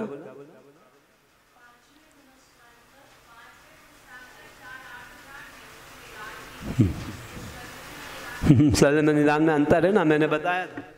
यहाँ ध्यान के प्रवचन बताया था। देखो, निदान आत्म ध्यान तो पंचम गुण स्थान तक चल सकता है, और निदान सर्व नहीं चल सकती। सर्व ये है कि मैंने जो धर्म किया है इसके बदले मुझे संसार का सुख चाहिए, ये है निदान, है ना। और निदान आत्म ध्यान क्या है? धर्म से नहीं चाहिए, मैंने विधान किया, पूजा की, दान दिया, इसके बदले नहीं चाहिए मुझको। ये तो मेरी रोज की बातें हैं कि मुझे आज कपड़ा चाहिए, भोजन की सामग्री चाहिए, सब्जी चाहिए, हम धान्य चाहिए, कपड़ा चाहिए, आदि आदि, उसकी तो रोज की भावना है। तो ये रोज की विषयों की जो इच्छा है, ये निदान आत्म ध्यान है। ये पंचम गुण स्थान तक चल सकता है। किसी के बदले नहीं चाह रहा हो कि धर्म के बदले चाह रहा हूँ, ये तो मेरी रोज की आवश्यक चीजें हैं, तो इनको तो चाहूँगा, नहीं तो गृहस्थी कैसे चलेगी मेरी? शादी करना, विवाह करना, ये करना, वो चलता रहेगा। लेकिन धर्म के बदले नहीं चाहेगा। उससे पूछे तुमने धर्म किया तो उसके बदले चाहिए? नहीं नहीं नहीं नहीं नहीं, उसके बदले तो निर्जरा चाहिए और मोक्ष चाहिए। धर्म से नहीं चाह रहा हूँ मैं तो ऐसे ही चाह रहा हूँ कि मुझे आवश्यकताएं हैं, और फिर छोड़ूंगा एक दिन, पाप ही है ये तो सब, मुझे हमेशा थोड़ी करना है। इतना अंतर है आत्म ध्यान और सरल में। अपने धर्म को दाव पर लगा देता है संसार वस्तु पाने के लिए, वो गलत है। माला फेर क्यों? अरे मुझे वो वस्तु मिल जाए, गलत बात है, ये है निदान। हम माला उसके लिए नहीं फेर रहे हैं, माला तो हम कर्म जिला को फेर रहे हैं। हाँ, तो वो प्रशस्त निदान है ना। तो निदान में दो हैं, एक की आप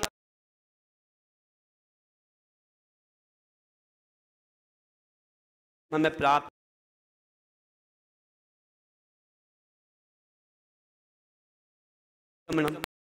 दुख कहो कम कहो, ये तो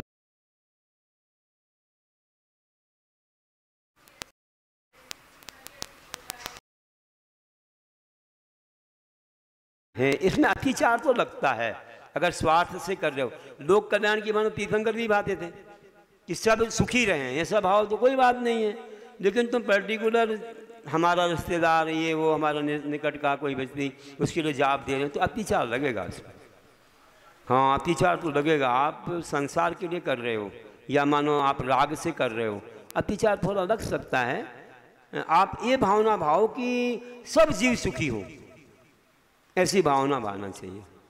सब जीव सुखी हो, व्यक्तिगत भावना भाते हो तो कोई धर्मात्मा है तो अलग बात है कि पंच परमेश्वर की रक्षा हो, हमारे आयतनों की रक्षा हो, तो ठीक है।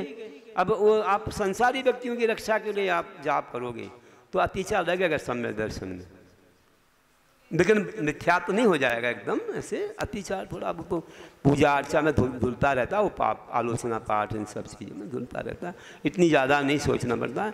लेकिन हाँ, ये है कि सद्भावना भावना कोई गलत नहीं है। चलिए, और अब गुरुदेव को जब गाय भैंस के बारे में सोच सकते, तो मैं गाय भैंस तो नहीं, बड़े मनुष्य लोग, गौशालाएँ खुल सकती तुम्हारे लिए क्या है। तो ये तो थोड़े अतिचार होते हैं, या अपन लोग प्रतीकमन आदि करते धुलते रहते हैं, ऐसा है। चलिए, और आगे है अगारी नगारस्य। व्यक्ति दो प्रकार के होते हैं, अगारी और अनगारी। अगारी मतलब जिनका घर वगैरह है, अनगार मतलब जो घर के त्यागी हैं। अनुव्रतोगारी, अनुव्रती एक देश व्रत पालने वाले जो हैं वे सम्यदृष्टि अगारी व्रती कहलाते हैं। तो अहिंसानुव्रत, सत्यानुव्रत, आचर्यानुव्रत, ब्रह्मचर्यानुव्रत और परिग्रह परमानुव्रत है कि जैसे संकल्प पूर्वक 10 जीवों की हिंसा का त्याग अहिंसानुव्रत है ना। और इसी प्रकार और भी कोई स्वार्थवश झूठ बोलना, नहीं बोलने का त्याग, झूठ नहीं बोलने का त्याग तो सत्यानुव्रत है। आचर्य मतलब अन्याय नीति रूप नहीं बोलना, आचर्यानुव्रत है।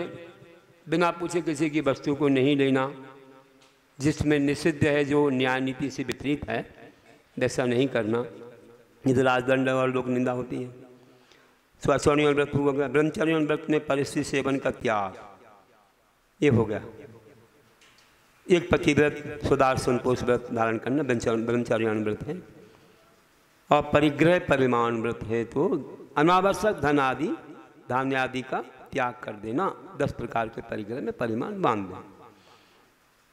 फिर आगे अनुव्रत के सहायक या बाढ़ के समान सप्तशील होते हैं, वे कहते हैं दिग्देशानर्दंड वृत्ति सामय का प्रोषदो वासो भोग परिभोग परिमाणातिथि संविभाग व्रत संपन्न।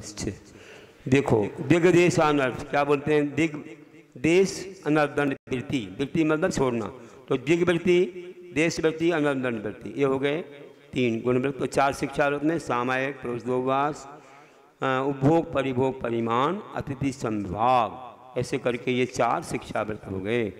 इस प्रकार से जानना चाहिए।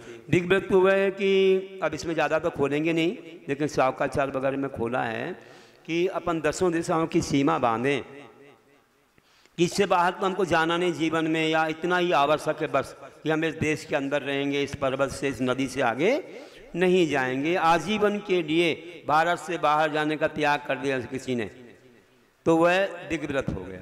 या इस प्रदेश से बाहर नहीं जाएंगे, तो भी अब जिसकी जितनी शक्ति हो कर सकता है।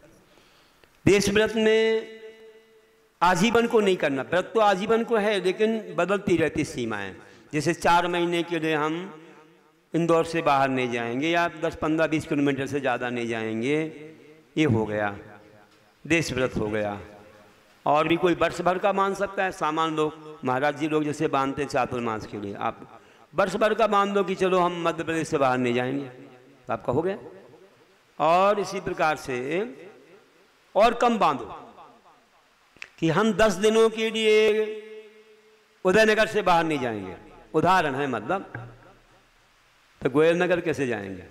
अरे गोयल नगर बांध दो, अरे और बांध दो, समोसरण और बांध दो, कहाँ से मंदिर, और क्या, जितना आवश्यक बांध लो कि भाई इस बाजार तक, इस यहाँ तक जाएंगे, इतना हमारा काम है। तो आपका वो देश व्रत हो गया। देखिए सीमा कम है, स्थान भी कम है और सीमा भी। और ज़्यादा बांध दो कि हम आज उपवास है, आज तो हम इस मोहल्ले से दूर नहीं जाएंगे या मंदिर से बाहर नहीं जाएंगे, और ज़्यादा सीमा हो गई, ज़्यादा पुण्य मिलेगा। हम 1 घंटे को इस स्थान से दूर नहीं जाएंगे, तो और भी हो गया। मतलब सीमा के बाहर तुम महाव्रती कहे जाओगे, सारा पाप छूट गया आपका। आचार्य समन्वय ने बोला है महाव्रत के समान पुण्य मिलता है उसकी सीमा के बाहर, क्योंकि तुमने सब पाप छोड़ दिए। फिर कोई फोन भी नहीं करना, पत्र भी नहीं भेजना, खांसना भी नहीं, आवाज़ नहीं करना, आदि आदि सब आएगा। इन चीज़ों में ध्यान रखना, इसी में आता है सब। और अनर्दंड व्यक्तिव्रत, 5 प्रकार के अनर्दंड होते हैं, जैसे पापोपदेश और हिंसा दान, अपध्यान, दुष्कृति, प्रमादचर्या। पाप का उपदेश नहीं देना, किसी को अपन ने पाप छोड़ा है फिर नहीं बोलना तुम ऐसा कर सकते हो, ये पाप कर लो कर लो, तुम्हारे लिए सब छूट है ना। और हिंसा दान, हिंसा के उपकरण, देखो उपवास वालों का पुण्य कितना है, ऐसा बरस रहा है, ऐसा बरस रहा है। किसी के 10, 15, 16, 27 उपवास हो गए, बताओ। पानी तो स्वागत कर रहा है। और हिंसा दान, तलवार, कुदारी, रस्सी, अग्नि आदि किसी को देने से उसका दुरुपयोग करेगा करके नहीं देना, नहीं तो पाप लगेगा। अपध्यान, पहले के लोग अग्नि भी नहीं देते थे, भैया कचरे में आग लगा दे तो पाप लगेगा। अब भोजन बनाने को चाहिए तो कदाचित दे भी दे, एक दूसरे आदान प्रदान चलता था पहले। और अपध्यान, देखो आज भी दंड है, समझे ना। अगर मानो किसी की पिस्तल से, किसी की तलवार से किसी को कुछ मार दे, किसकी है ये, तो उसको जेल में बुलाएं, जेल हो जाए उसको। इसे किसी को भी देना नहीं और संभाल के रखना अपनी चीज। दुष्कृति, राग द्वेष बढ़ाने वाले खोटे शास्त्रों का, कोई भी पिक्चर वगैरह देखना है, पेपर वगैरह पढ़ना है जिनमें पापी पाप भरा है, अपध्यान है। या दूसरे के बारे में सोचना बुरा, इसको जल जाए, मर जाए, आग लग जाए, जेल हो जाए आदि के बारे में सोचना तो ये अपध्यान है। दुष्श्रुति मतलब कोई भी ऐसे गलत सुनना, टीवी आदि में कोई भी गंदे भजन वगैरह, अगर आपका त्याग है, व्रती हैं आप, तो इससे नहीं सुनना, ऐसे नहीं पढ़ना आपको। अगर करेंगे तो विकताओं को पढ़ेंगे सुनेंगे तो दुष्श्रुति हो जाएगी। ब्रह्मचर्या खाली बैठे थे, जहाँ कहीं घूमा भैया, यहाँ घूमा वहाँ घूमे आओ, तो हिंसा तो होगी इसमें। धर्म कार्य के लिए जाएंगे, ऐसे नहीं घूमने जाएंगे। व्रती बन गए हैं तो ध्यान रखना पड़ता है। ऐसे अनंदन वृत्ति व्रत है, अनंदन से वृत्ति रूप व्रत है ये। और अनंदन व्रत भी बोल सकते हो, लेकिन व्रत का अर्थ छोड़ना ही अर्थ है कि 5 अनंदन को छोड़ना, और नहीं तो वृत्ति लगा दो उसमें। 4 शिक्षा व्रत है सामायिक, तो सुबह मध्याह्न शाम को सब पापों को छोड़ करके एक नियत काल पर्यंत, जो कि कम से कम 2 घड़ी 48 मिनट तक मनमत्स्य निकाय की प्रवृत्ति को रोक के एक अच्छे आसन वगैरह में बैठ करके या खड़े हो करके, पुरुष लोग खड़े होकर कर देते हैं, कर सकते हैं। और मन को एकाग्र करके जो हम धर्म ध्यान करते हैं उस सामायिक जाप आदि करना। पुरुष उपवास अब सामायिक में भी है कि चारों तरफ 4 कायस्वर करना, खड़े होके 3-3 अवर्त करना, श्रीनुति करना, और पूर्व उत्तर में बैठ के भी नमोस्तु करना। चारों दिशा में कायस्वर 3-3 अवर्त, 1-1 श्रीनुति। तो ये सभी पहले की विधि है, एक अंत की विधि भी यही है। बैठते समय भी करना और खड़े उठते समय भी करना, और पूर्व उत्तर दिशा में आपको आसन में बैठ करके सामायिक करना है, नासादर्शी में बैठकर। हो गया। और पुरुष उपवास अभी रोज हम करवा रहे हैं, सुबह ध्यान करवाते ना, तो बैठे बैठे इनको अवर्त करवा देते। हमारी तो हो जाती ऊपर, हम करके आते हैं खड़े होकर के, फिर आपको ऐसे सामान्य से थोड़ी साधना करवा देते हैं। और पुरुष उपवास में आगे पीछे एकासन पूर्वक, जैसे अष्टमी को उपवास करना है तो सप्तमी नवमी को, और ऐसे ही चतुर्दशी उपवास करना, त्रयोदशी पूर्णिमा या अमावस्या को एकासन करना, और बीच में उपवास करना, तो पुरुष उपवास है। इसमें सब आरंभ सारंभ का त्याग कर सकते हैं, करना चाहिए। अब कोई नहीं करने वाला तो करना पड़ता है, लेकिन विशेष आरंभ कभी ना करें, पाप आदि का त्याग करें, धर्म ध्यान में समय बिताएं, स्वाध्याय जाप वगैरह।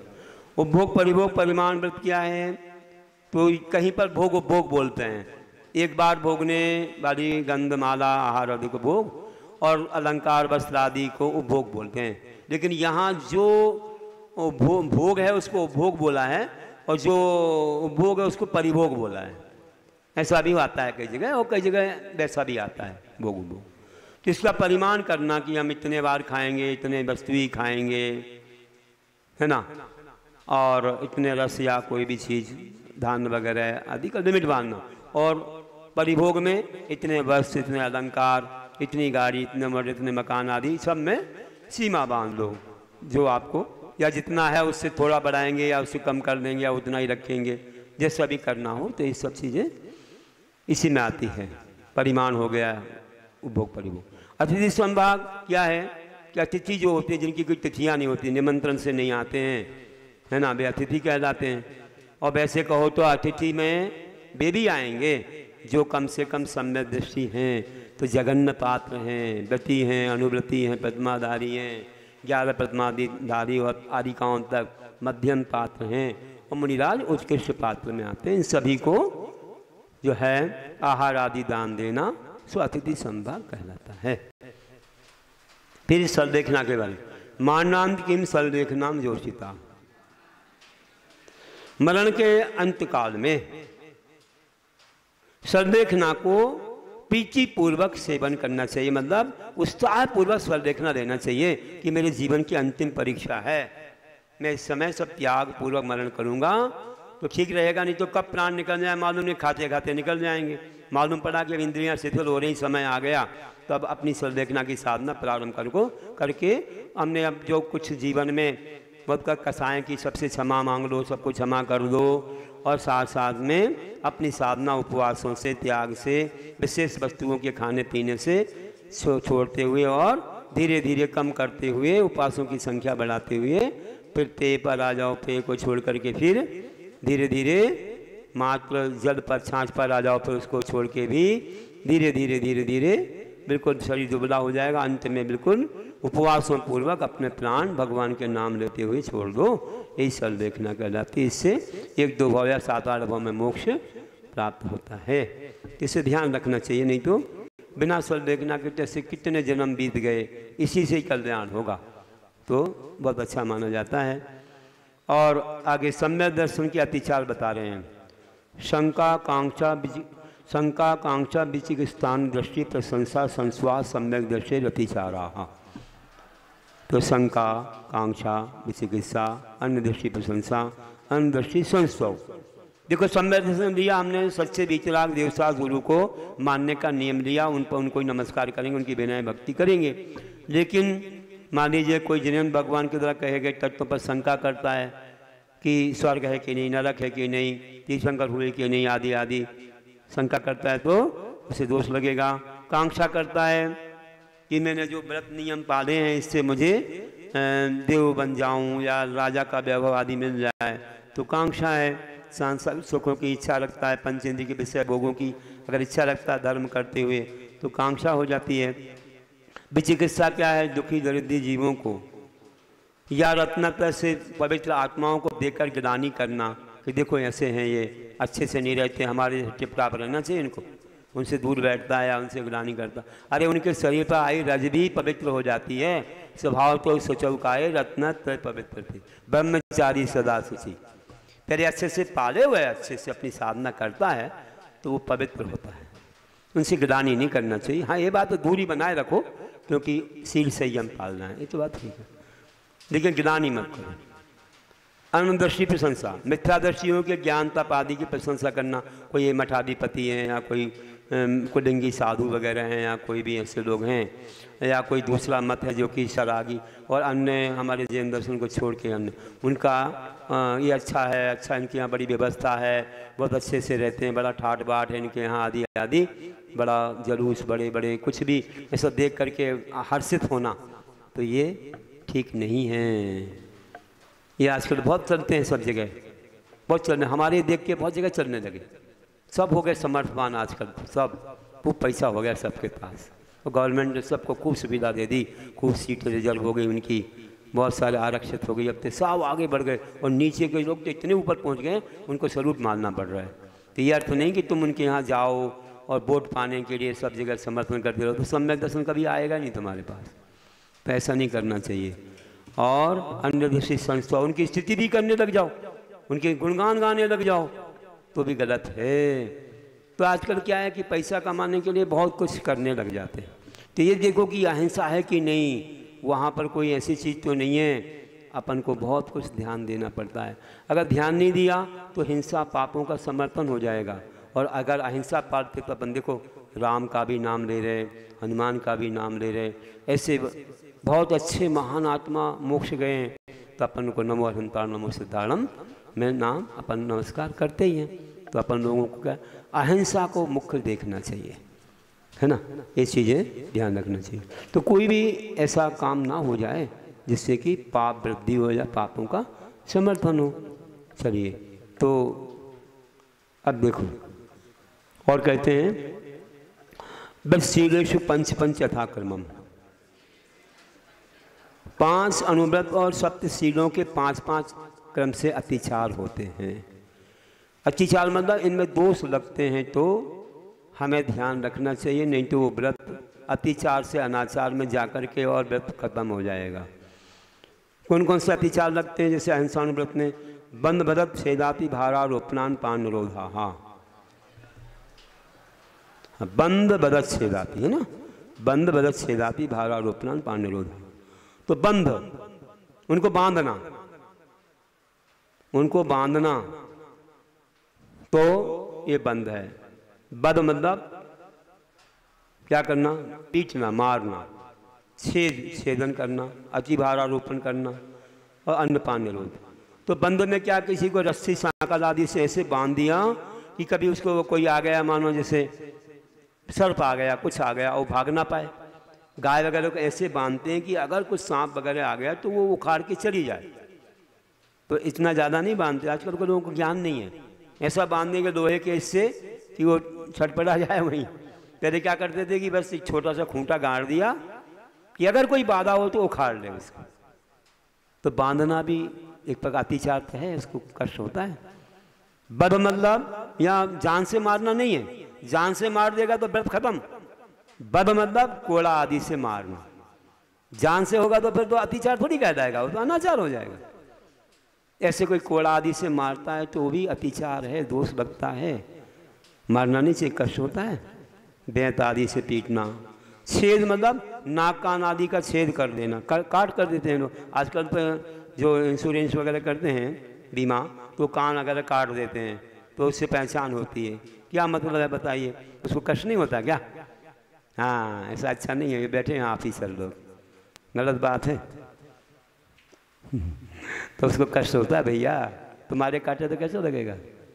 तो एक मात्र आभरण पहनाने के लिए कोई करता तो गलत नहीं है। अब बच्चों को आभरण पहनाना है तो कष्ट तो होता है, लेकिन अच्छे भाव हैं आपके, अच्छे भाव हैं, इसलिए गलत।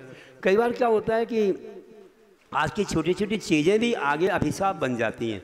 जैसे एक माँ अपने बच्चे को काजल लगा रही है, काजल लगा रही है अच्छे के लिए, लेकिन माँ ने भी बहुत पाप किए, बेटे ने भी किए, दोनों नरक में चले गए।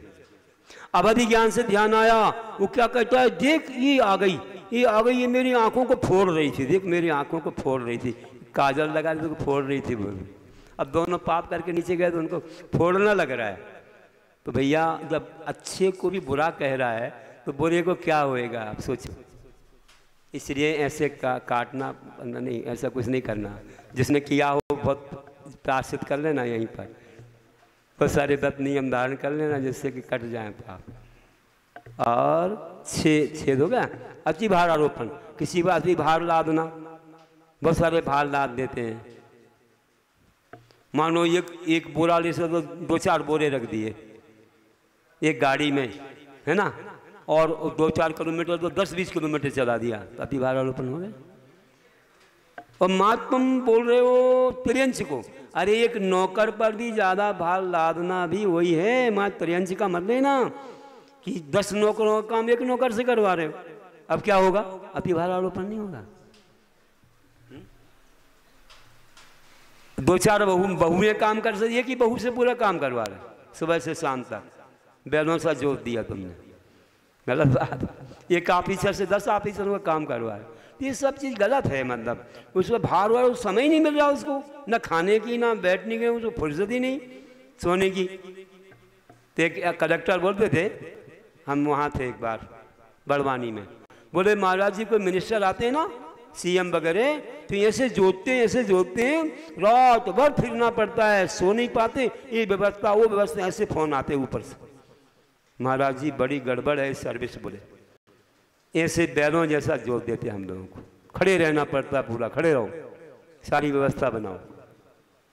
तो ये सब अति भारारोपण है, कई जगह चलता है आजकल। ऐसे लोग बनाते हैं जैसे इंजीनियर वगैरह बनते हैं आज, और इंजीनियर बना तो दे, सुबह से लेकर के 8-9 बजे से लेकर रात के 8-9 बजे तक काम करो, आंखें खराब हो जाएं, लेंस लगाना पड़े, पैसा अच्छा दे रहे हैं लेकिन इतना काम लेते हैं पूछो मत। बैंक में बैठाते 8-8 घंटे 9-9 घंटे। सबसे अच्छी सर्विस लगती है, प्रोफेसर बन गए तो 4 घंटे 2-4 घंटे पढ़ाओ, अपने घर छुट्टी चलो आराम से पहुंच जाओ अपने स्थान में। सबसे अच्छी लाइफ उनकी पढ़ाना है, ज्ञान देना है ना भैया। कैरियर बढ़ता है, लोग ऐसे भी मानते हैं, आंखें फोड़ के बैठो नहीं तो वहाँ जाके।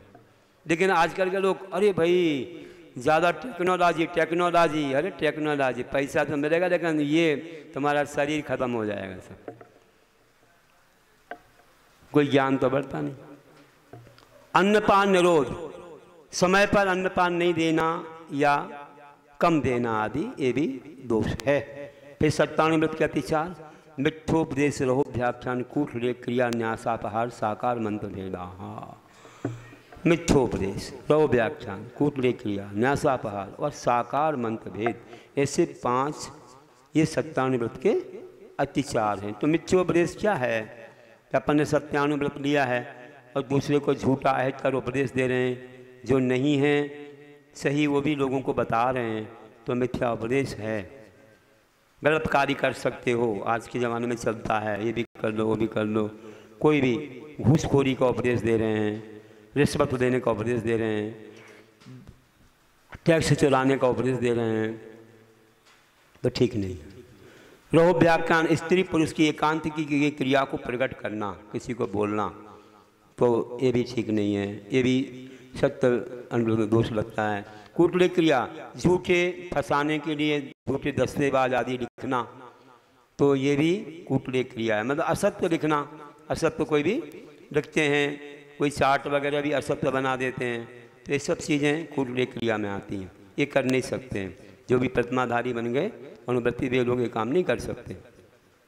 न्यासापहार, किसी के धरोहर का अपहरण करना, कोई रख गया तो भूल गया तो भूल गया, बस बताना ही नहीं उसको, या आया तो कब रख गए भैया मालूम नहीं, भूल गए, बुला दिया, तो ये सब न्यासापहार। और साकार मंत्र भेद, हाथ चलाने आदि के द्वारा दूसरे के अभिप्राय को जानकर प्रकाशित कर देना। मुख से नहीं बोल रहे हैं, ऐसे कर दिया, इशारा आंखों से इशारा कर दिया, तो दूसरे के अभिप्राय को कह रहे हो तो असत्य का दोष लगता है।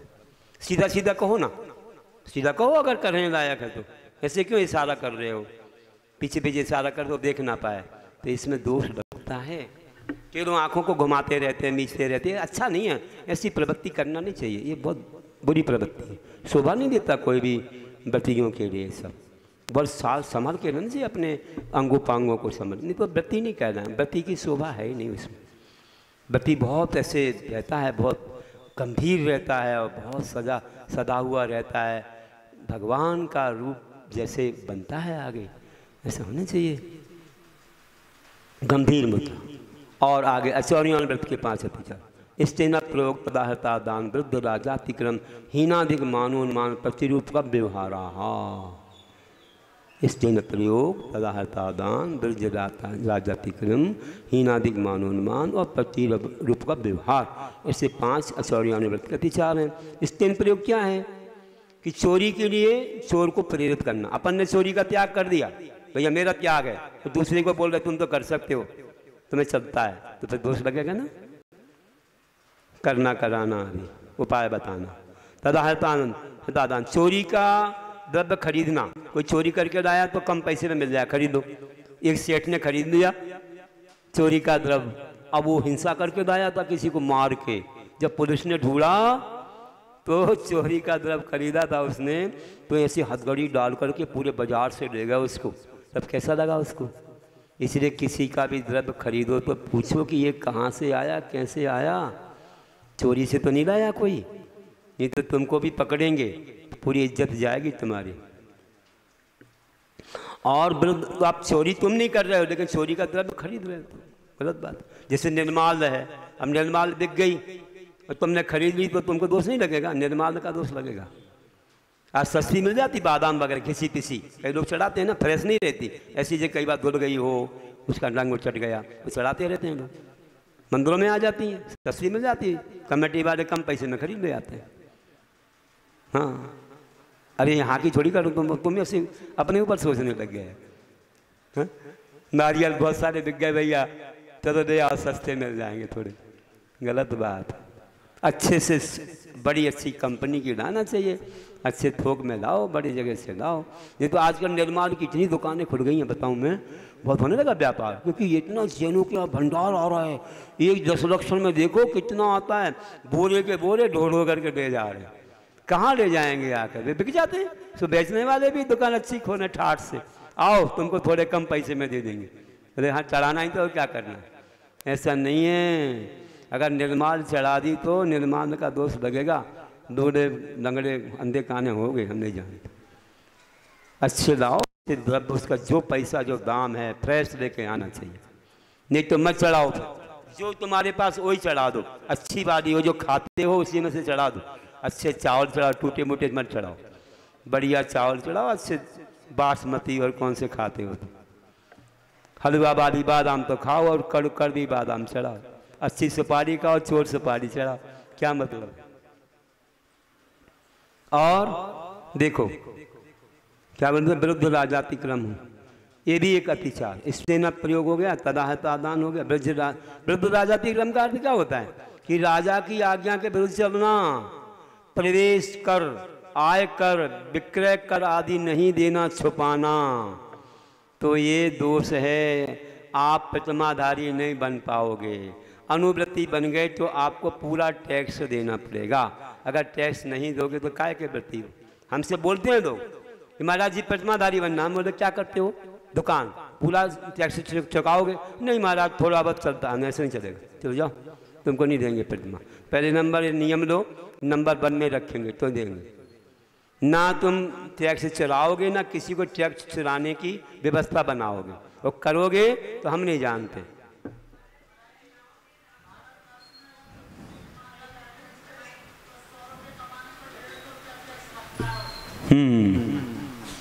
क्या बोल रहे?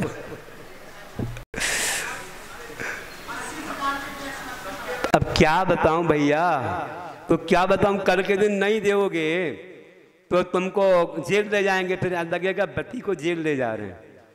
तो बड़ी, तो व्यापार छोड़ दो, फिर ऐसे समय दो प्रतिमा जब अपन दूसरे को भार सौंप दें। बेटे को किसी को सौंप दिया। महिलाओं को यह देखो, हम बता दें आपको, महिलाएं हैं ना, आप कह दो कि मेरे नाम से कुछ मत करना। अरे किया है तो कह दो कि देखो मेरा कोई संबंध नहीं, हम आज कभी पूछेंगे नहीं तुमसे, ना पूछेंगे ना, और हमारा नाम काटो आप। देखो हमने तो बोल दिया, अब नहीं माने तो अलग है, हम क्या आज साइन करने को तैयार हैं, हमारा नाम काटो और हमारा कोई संबंध नहीं है, जो भी आएगा आपके ऊपर है, और कटवा दो तो ज़्यादा अच्छा है। इतनी बात नहीं मानेंगे क्या? साड़ी और अलंकार चाहिए तो जल्दी आ जाता है, और ये नहीं आ पाता। अरे ऐसे कैसे नहीं मानेंगे? हड़ताल कर दो, 2-4 दिन भोजन नहीं बनाओगे, अपने आप आ जाए। अरे होगा, पुण्य से सब हो जाए। और अपन ने कह दिया तो अपन तो मुक्त हो गए ना, कि हमारा कोई संबंध नहीं, कोई इंटरेस्ट नहीं है हमारा, तो आप थोड़े मुक्त तो हो गए। ये है। चलिए हाँ, और हीनादिक मानोन्मांग, लेन देन के बाँट तराजू आदि घट पर रखना। छोटी बहू छोटी बहू बड़ी बहू का उदाहरण तो याद है ना आप लोगों को, आप सुनाना नहीं पड़ेगा। कि लेते समय तो जब कोई लेना है, खरीदना है, तो बोला बड़ी बहू, वो काला वो ये बरैया वो नापते थे ना, तो वो बड़ा वाला लेके आएगी, तो ज़्यादा घास के देंगे। वो कोई खरीदने वाला आएगा, छोटी बहू तो एक ही है, छोटी बड़ी कर रहे, और छोटा वाला लाएगा। नहीं ना भैया, खरीदना है तो बड़ी बहू और बेचना है तो छोटी बहू। तो ऐसा करेंगे तो ये माया चाह। देखिए हीनादिक मानोन्मान, कोई लोग कहीं चुंबक चिपका देते, क्या क्या करते हैं, ये ठीक नहीं है। प्रतिरोध व्यवहार, सील वगैरह नहीं लगाते आदि, और प्रतिरोध व्यवहार उसी प्रकार की वस्तुएं मिला देते हैं। जैसे किसी ने किसी बीज में कहीं पपीता के बीज मिला दिए, किसी ने काली मिर्च में, कहीं किसी ने डालडा मिला दिया, शुद्ध घी में किसी ने कुछ कर दिया। ये सब बहुत मायाचार करते हैं। इससे जो है ना क्या होता है, बहुत पाप लगता है। तो ये आचरणीय व्रत का अतिचार। फिर ब्रह्मचारी व्रत का अतिचार क्या है? पर विवाह करने तरीका परिगृहता गमनानंकीला काम तीव्राभिनिवेशा। तो परिवाहकरण, परगृहित तरीका गमन, अपरिगृहित तरीका गमन, अनंकीला और काम तीव्राभिनिवेश, ये ब्रह्मचारी व्रत का अतिचार है।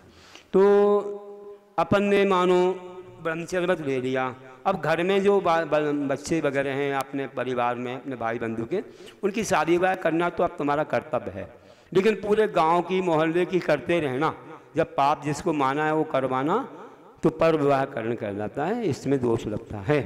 शादी में जाने की मनाही नहीं है, लेकिन इनके संबंध जुटाना है ना, ऐसे ठेकेदारी जैसी करते रहना, दलाली, वो गलत है।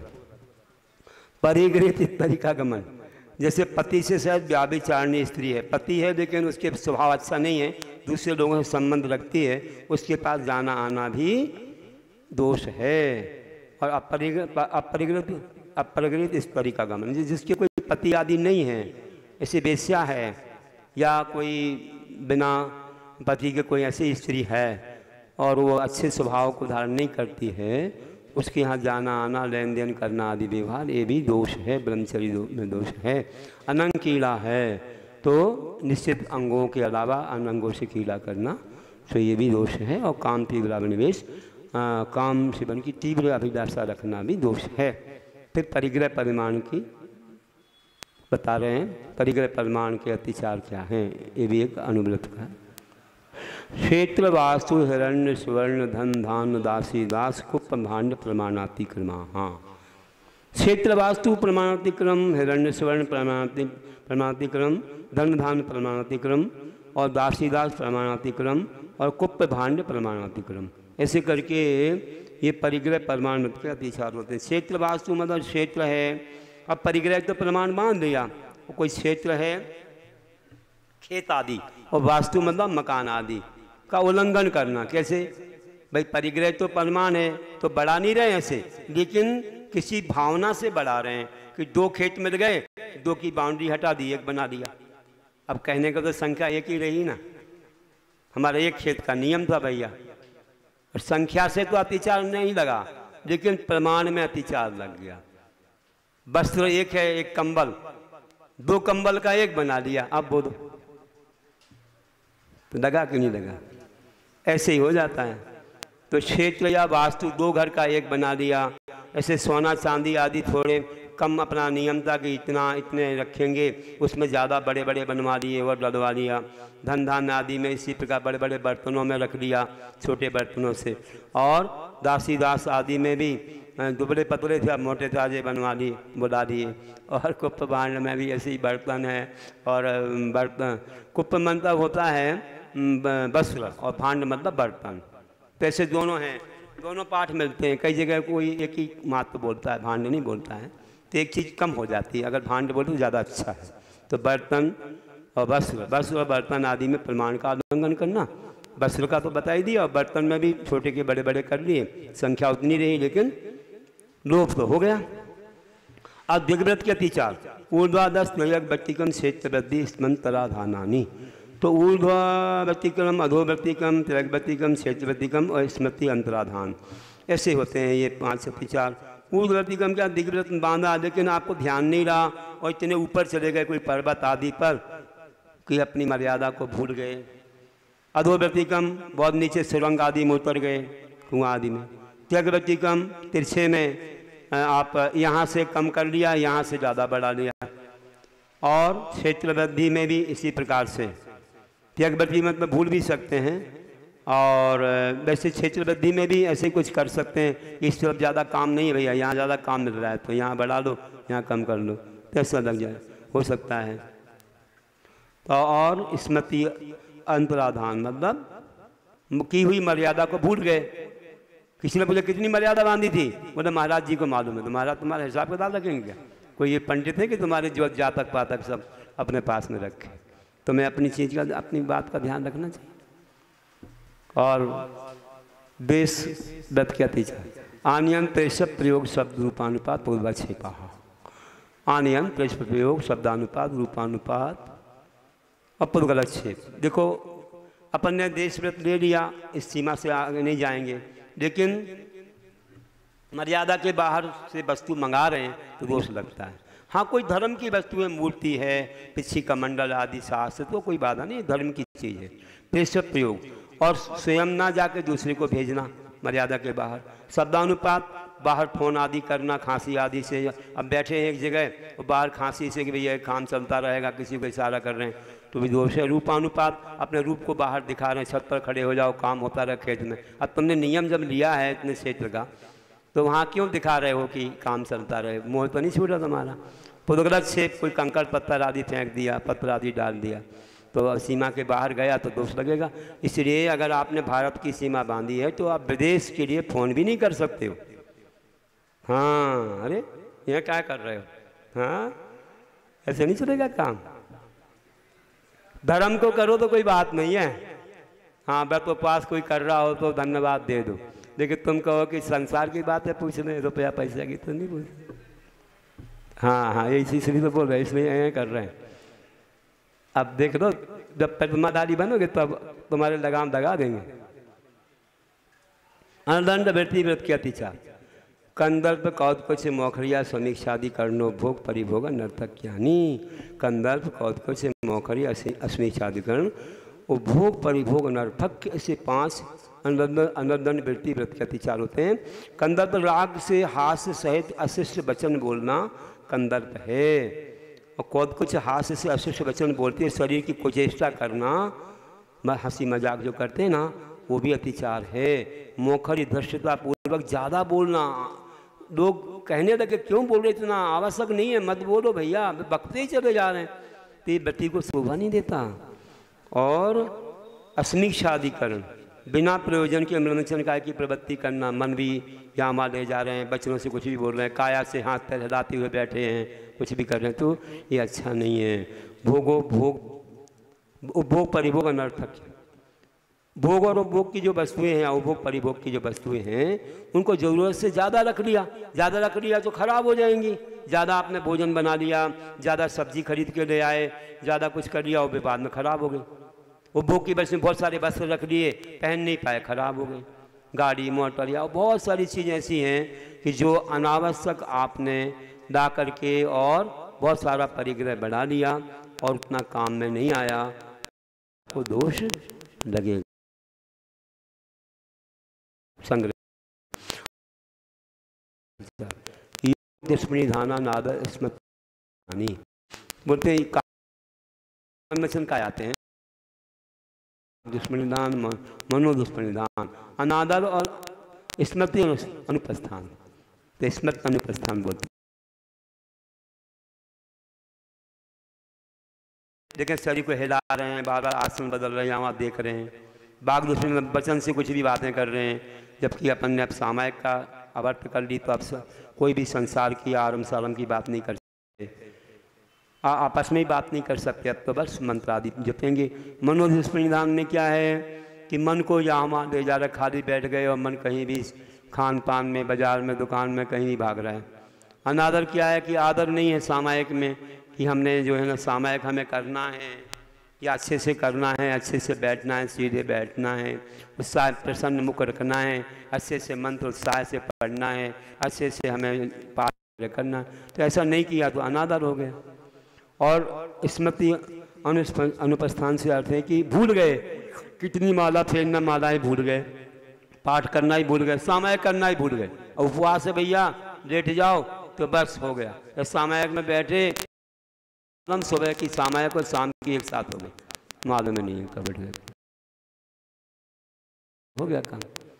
तो इस प्रकार नहीं। और प्रोत्साहन शिक्षा तो दीक्षिता प्रमाण संस्कृत आदर स्मृति उपस्थानानि। अब प्रत्यवेक्षिता प्रमाण जो स्वर्ग क्या बता देंगे। प्रमाणिता दान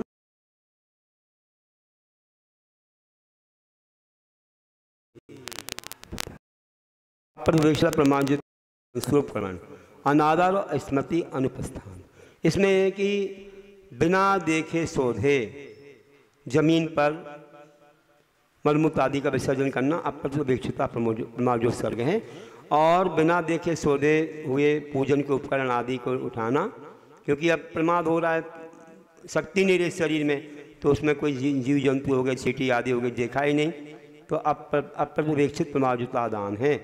और फिर इसके बाद बिना देखे शोधे हुए वस्त्र चटाई आदि बिछाना अप्रत्यवेक्षिता प्रमाणित संस्तोपकरण है। खींच करके ले आए, उठा दिख से देखा नहीं, चींटियों पर ही चटाई बिछा दी या कुछ भी लेट गए। देखना चाहिए, कोई बत्ती है तो चटाई के नीचे कुछ है तो नहीं, चींटी आदि तो उठा के देखते हैं, ऐसे नहीं बैठते हैं, परिमार जिद्दी करते, छोटा अच्छा मृदु उपकरण भी रखते हैं, कोई छोटा मोटा ऐसा वस्त्र जिसके धागे निकले हों, अच्छे से करते हैं, अच्छा लगता है कि ये बत्ती हैं। अनादर उपवास के कारण भूख प्यास आदि से व्याकुल होने के कारण से आवश्यक कार्यों में आदर नहीं रखना, सही करना नहीं, अच्छे मन से करना नहीं, कूदते रहना, हूँ करते रहना, कोई हमारी सेवा कर दे, ऐसा नहीं करना, तो ये भी दोष नहीं। तो और भी स्मृति अनुपस्थान का अर्थ है कि भूल जाना अपने कार्य, पूजा करना भूल गया, सामय करना भूल गया, प्रतिक्रमण पढ़ना करना भूल गए, तो ये भी ठीक नहीं है। फिर आगे कहते हैं भोगोभोग परिमाण व्रत का विचार सचित्र संबंध समिश्वा विश्व पक्वाहारा। सचित्ता आहार देखो, जबकि दूसरी प्रतिमा है, अभी तीसरी प्रतिमा नहीं, उसने मानो ये नियम लिया है भोगोभोग परिमाण का, इसमें मुख्यतः से इन्होंने भोगो परिमाण में मात्र आहार संबंधी रख दिया, जबकि दोनों संबंधी होना चाहिए। इस तत्वार सूत्र में ऐसा है, शौकाचार में तो दोनों के बताएंगे। तो यहाँ सचित्त से संबंध आहार, सचित्त आहार कि जैसे अंकुर वगैरह उत्पन्न हो गए हों, हरे फूल फल आदि का सेवन करना है, और सचित्त संबंध से हरे पत्ते आदि से ढक दिया, रख दिया उसके ऊपर आदि। सचित्त सम्मिश्र आहार, सचित्त वस्तु से मिश्रित ठंडा गर्म मिला दिया कुछ भी, या प्रासों का प्रास मिला दिया।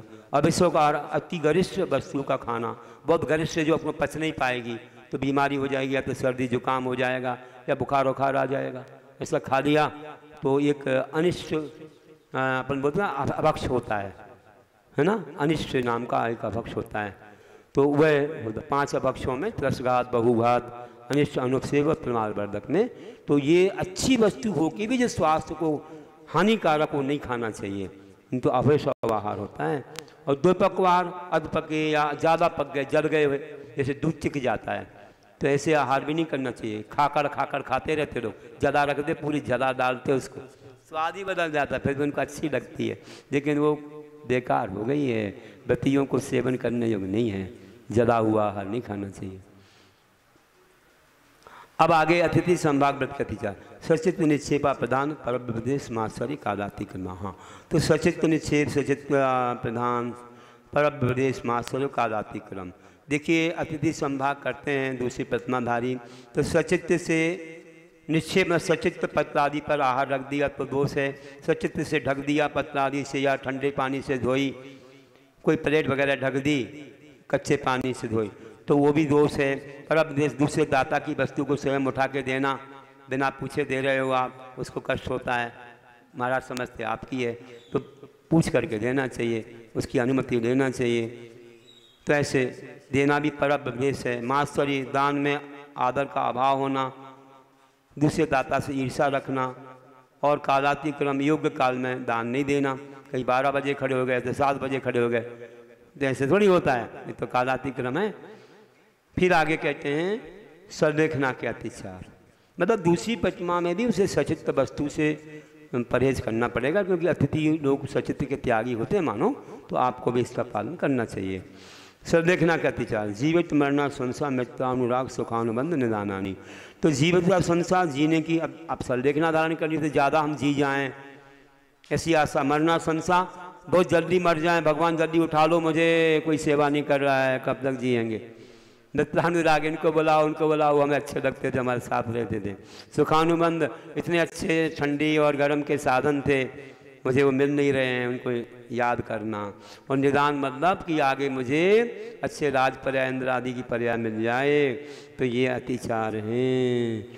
चलिए, और दान की विशेषता क्या है?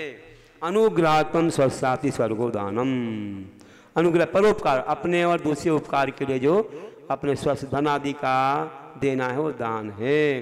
देने से अपना उपकार पुण्य मिलता है, दूसरे का उपकार उसका धर्म बढ़ता है, तो ऐसे पुण्य मिलता है अपने लिए। और दान देने से भैया बढ़ते हो, ये तीर्थंकर भी बनाती है। इनमें विशेषता कैसे आती है? विधि द्रव्य दातृपाद विशेषा सर्वविशेषा। हाँ, विधि विशेष, द्रव्य विशेष, दाता विशेष और पात्र विशेष, इनकी विशेषता से दान विशेष आती है। विधि विशेष में 9 दावक की बहुत अच्छे से करेंगे, सप्त गुण रखेंगे, उत्साह से करेंगे, अच्छे प्रसन्नता से करेंगे। कई लोग खड़े रहते हैं, नमस्ते नमस्ते बोलते हैं, और कई लोग झुक झुक करके बोलते हैं। कोई ऐसे खड़े रहते पेड़ जैसे, और कई लोग हे स्वामी नमोस्तु नमोस्तु अच्छे ठाठ से पूजा करते। कई एक लोग एक एक बादाम रखते हैं, कई लोग अच्छे चांदी के बर्तन, अच्छे शुद्ध साफ बढ़िया ठाठ से करते हैं, एक एक मुट्ठी भर भर के चढ़ाते हैं। कोई लोग गिन गिन के चढ़ाते हैं।